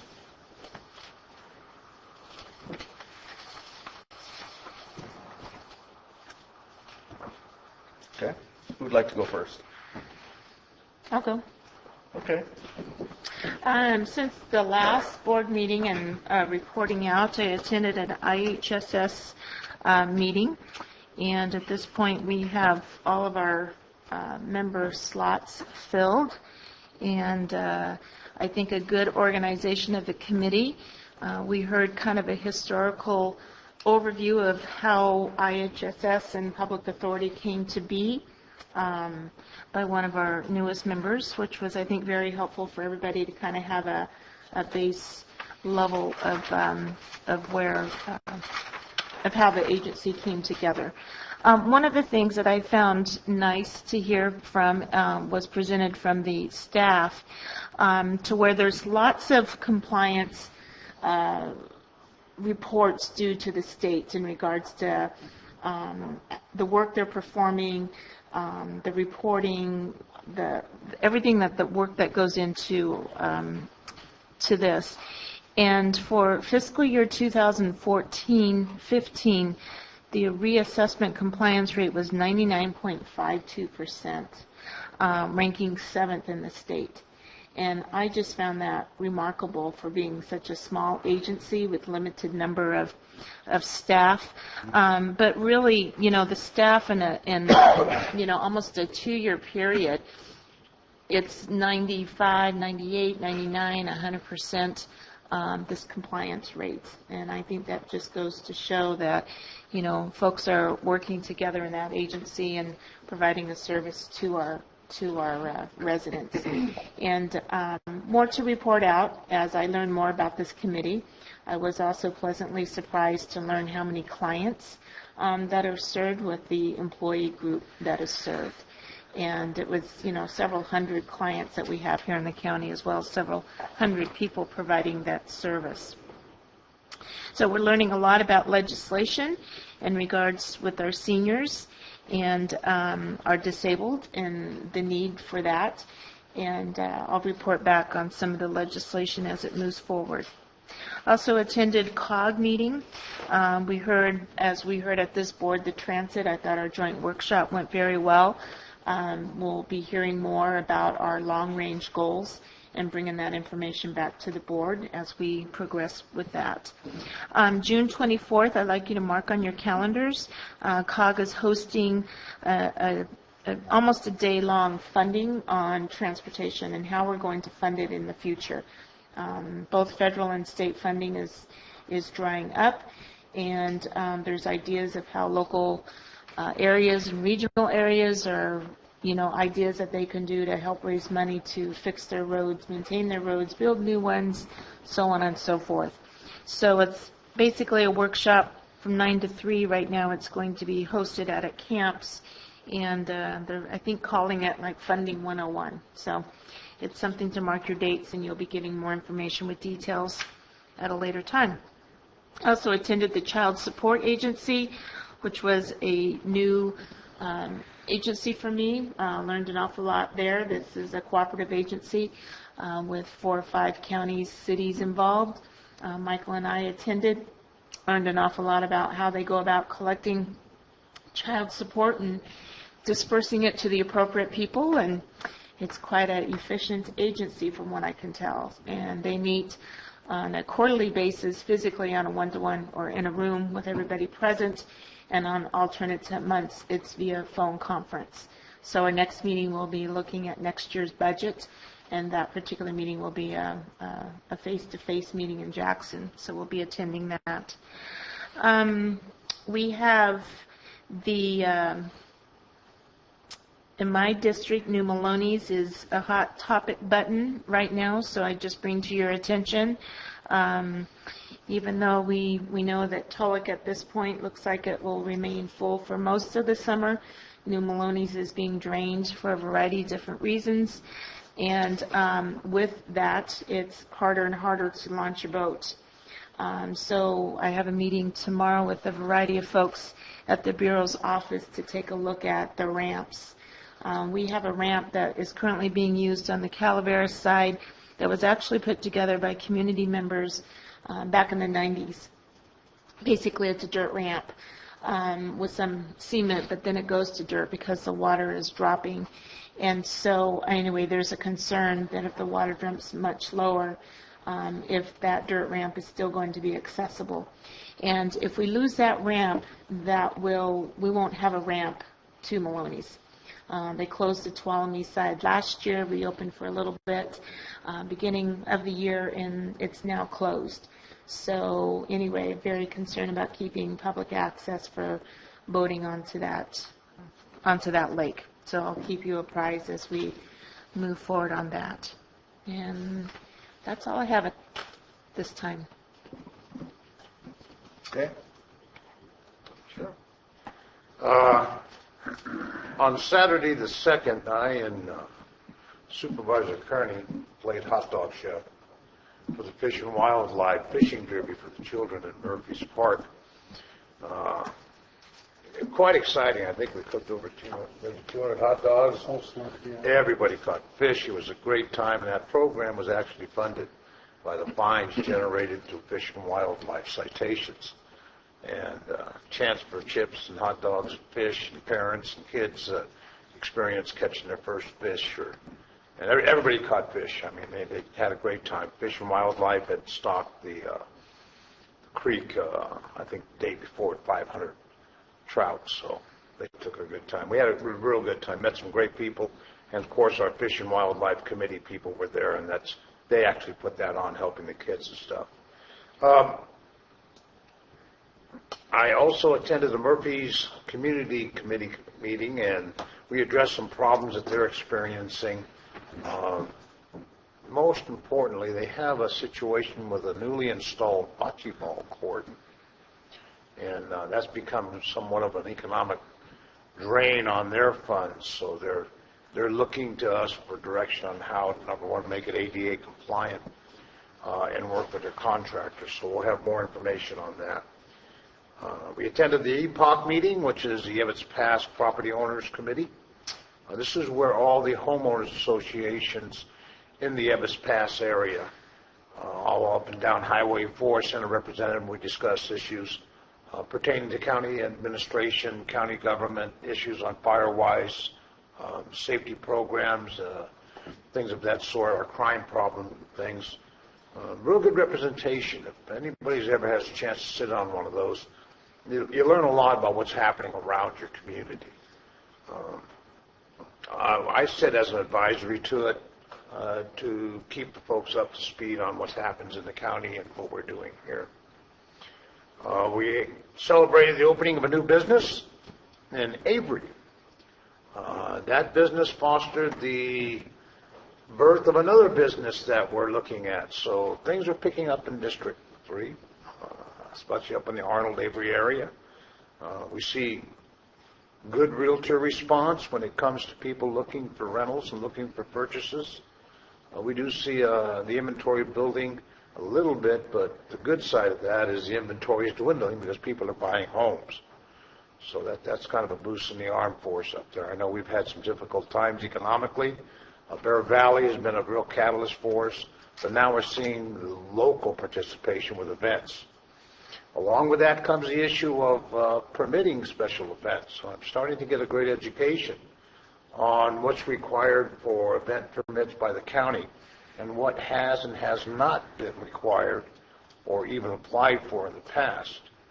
I'm going to be looking into that with our department heads, find out if we have a problem in that area and how to obtain permits. I want to thank the Public Works Department, the Planning Department, the Building Department for their cooperation and performance over the last 3 to 4 months, because we've seen a marked improvement on the attitude of the folks in our construction business, attitude in the folks that are putting on these events. So I'm working with those folks to encourage that type of activity and build this county together. I mean, all in the same direction. I attended the Highway 4 water meeting and also attended a couple of presentations made by CCWD. Debbie and I attended the Highway 4 up in Arnold last, I believe it was Thursday night. I think we made some real progress, Debbie, as far as what we want to do. Most importantly, it's a cooperation between all the water agencies sitting down and developing a plan and putting it in motion. I'm very impressed the way they're working that out. I attended the GABA meeting, which is the Greater Arnold Business Association.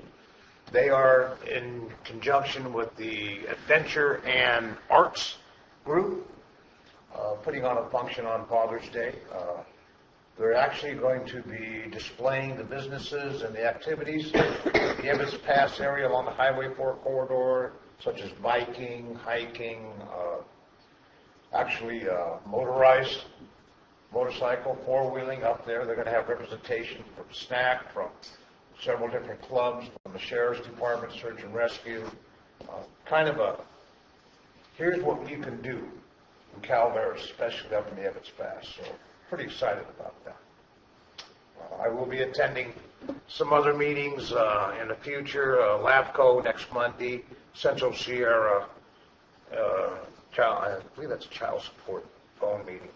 Other than that, we're staying busy. I hope everybody has a good time at the fair.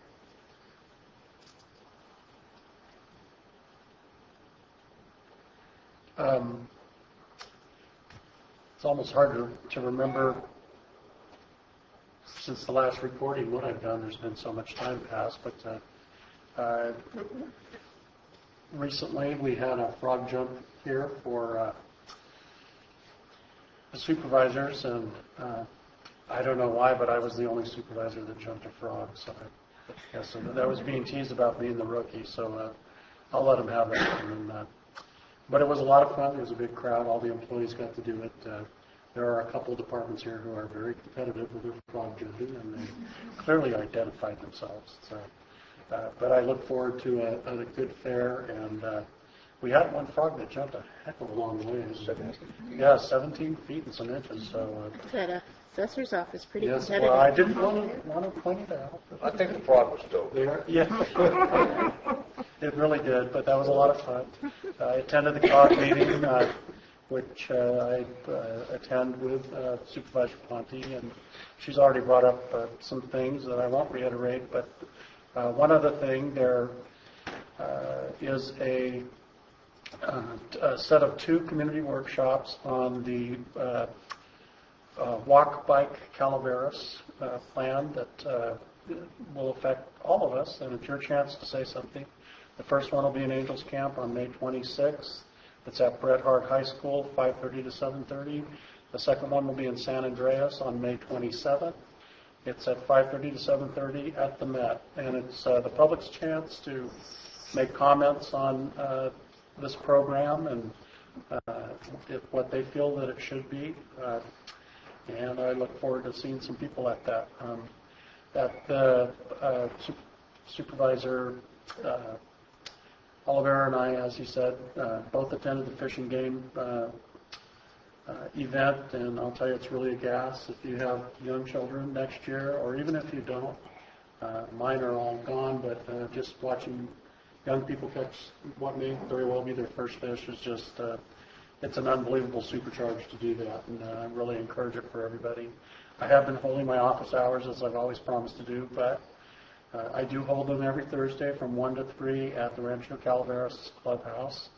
But this Thursday I will not be holding them. Instead, I will be in a booth at the fair, and you can come and talk to me there at the on behalf of the Solid Waste Task Force, and I may find my way to the other public works booths while I'm there too to help them out. Plus, I'm going to ride the bus on my way up there, so I'll give you a little bit of info on that after I've done that. And if anybody's listening, it's only $1. You just can't go wrong. You pay more than that to park your car up there. So if you're going up there, consider it. We convened a meeting of the Solid Waste Task Force. We're still sort of figuring some things out. It hasn't met consistently for a long, long time. So as we go forward, I look to bring some real results from it. There's a lot that needs to be done. I'm excited about it. And I thank everyone that has been putting the effort into it for attending and keeping on, because I believe we're going to have some real good results come out of it. I attended a meeting on the Highway 26 improvement plan near La Cantona Golf Course. I said absolutely nothing. I just sat and watched. Our Public Works Director, Jeff Krovitz, I want to compliment him. He worked with the group, found a solution.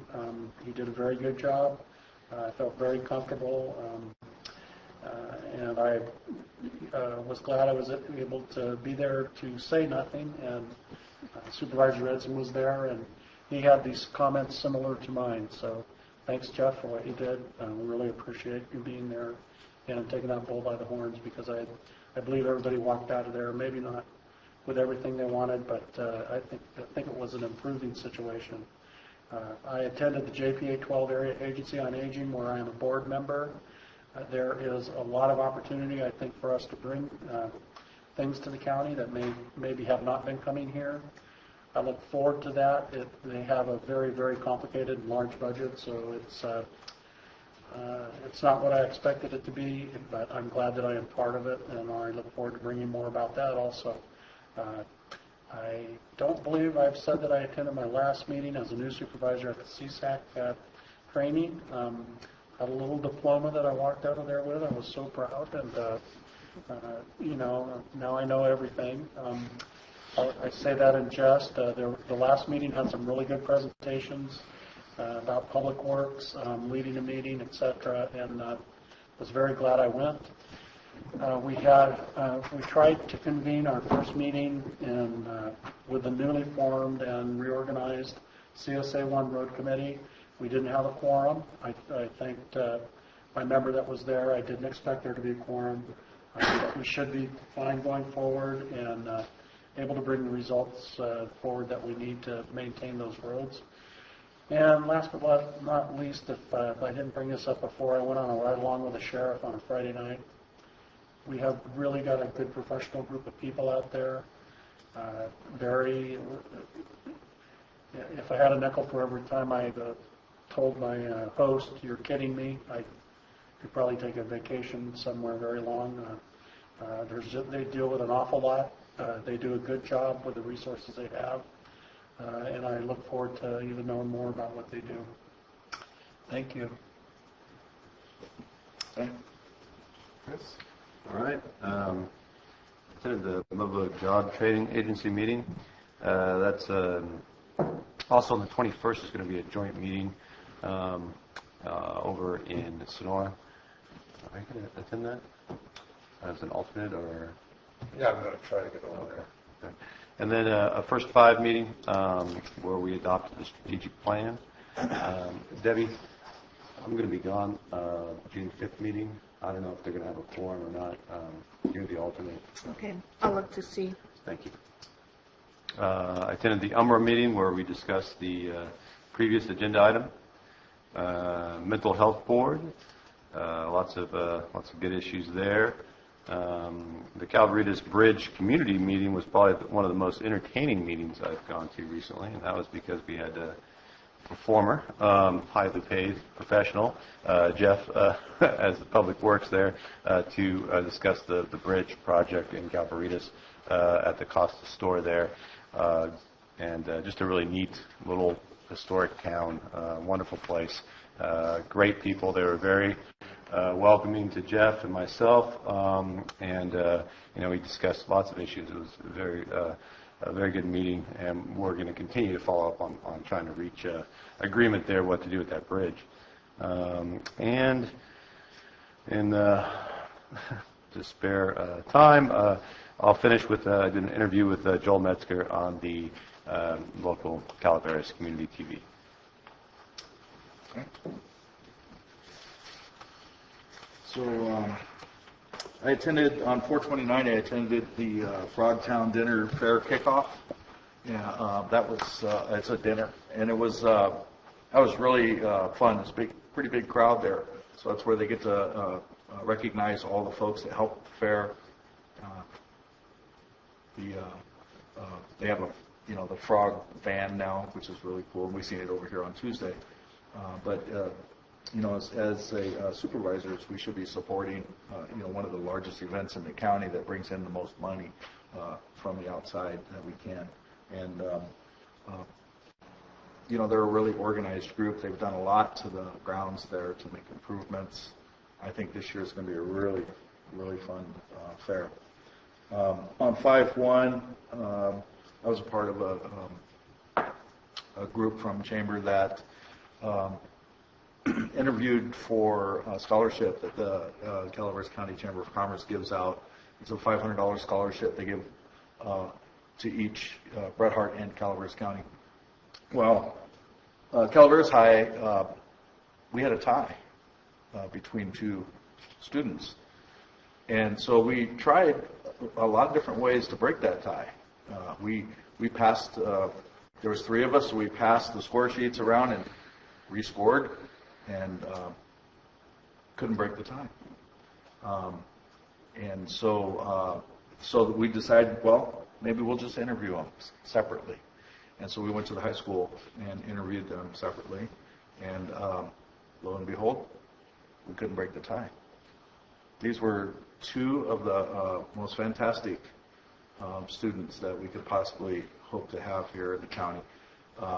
Bret Harte had, there was a lot of good essays that were submitted, but there was a student that just was hands down, the winner of that award. But we tried really hard to break a tie here. We couldn't do it, so we have to petition Chamber to actually issue an award to each of them.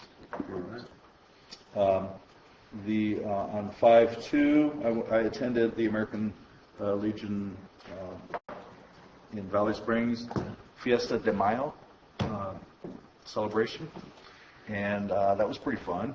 They had some traditional Mexican dancing going on. There was a Mexican dance group that came in the original and traditional garb, I'll call it, and it was really fun to watch that.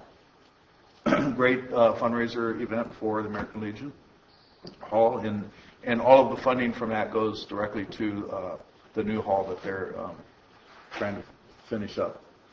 5/2, I met here in San Andreas up at the park, and to just go over what the disc golf course that they're attempting to put in looks like, and and try to just kind of get an idea on what we're looking at there. I was a part of it, a few years back, but now, I wanted to see what the updates were, so I went up there and took that tour.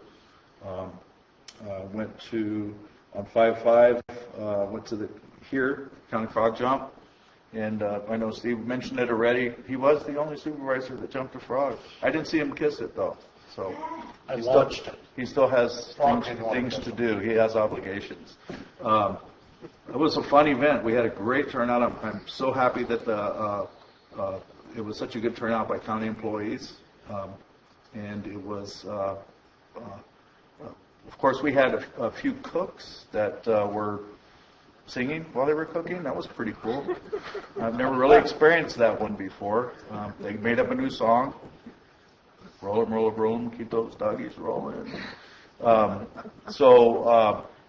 just made it an enlightened event. And Jeff was one of the cooks. Brian Moss came in, and then who else was there? Stan and Peter Maurer. Yeah, Stan and Peter Maurer came in, and they were all cooking together. And,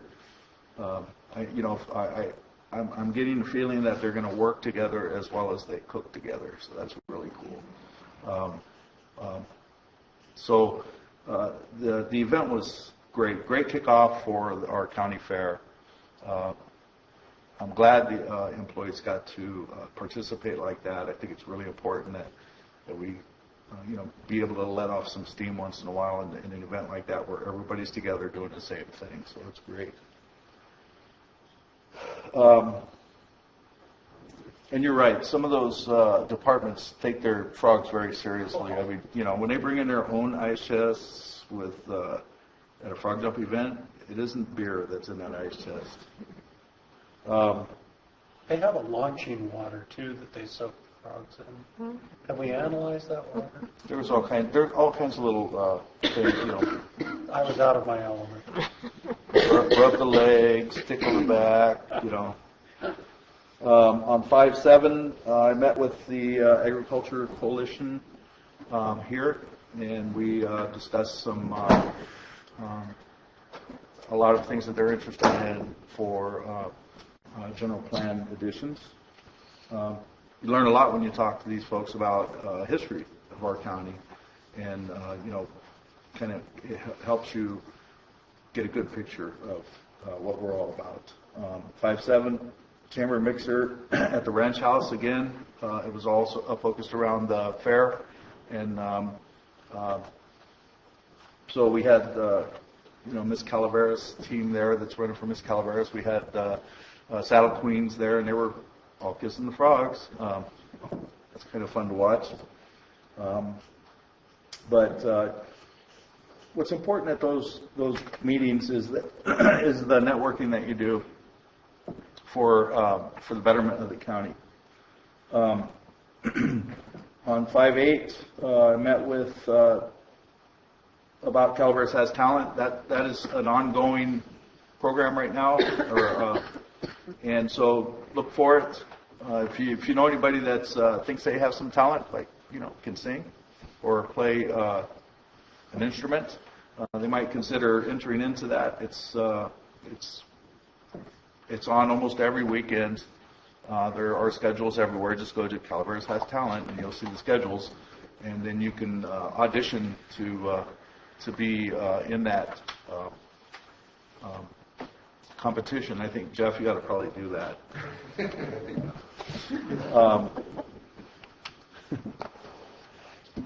On the 5/8, also, I met with Jason Robitel in Valley Springs to talk about some of the issues and some of the things that they're working on. Jason is a mover and a shaker for that area for Consolidated Fire. Has some great ideas, so it's nice to have those little brainstorming sessions every once in a while so that we can figure out ways to improve services. 5/8, again, met with Caltrans. Steve talked about that. It's a 26 improvement. It's a safety improvement program is what it is. And as Steve mentioned, we sat there and I was a little nervous walking in there because we've had quite a bit of people contact us and complain about what was going on there. Our Public Works Director, Jeff, as much as I don't like giving him too much kudos, facilitated the meeting, and it was a win-win when people walked out of there, and that totally surprised me. I got to tell you, that's so skillful collaboration, I guess is the word to use. So that was really great to see, and I think that people had a better understanding by good communication on exactly what they were looking at now and into the future. On that evening, 5/8, I went to the Valley Springs Area Business Association mixer at Century 21 on the corner there where they've I seen Tanya's desk. I seen your desk, Tanya. Oh, no. At Century 21, right up, on the corner where they moved the building. Fantastic job. That building is beautiful, inside and out.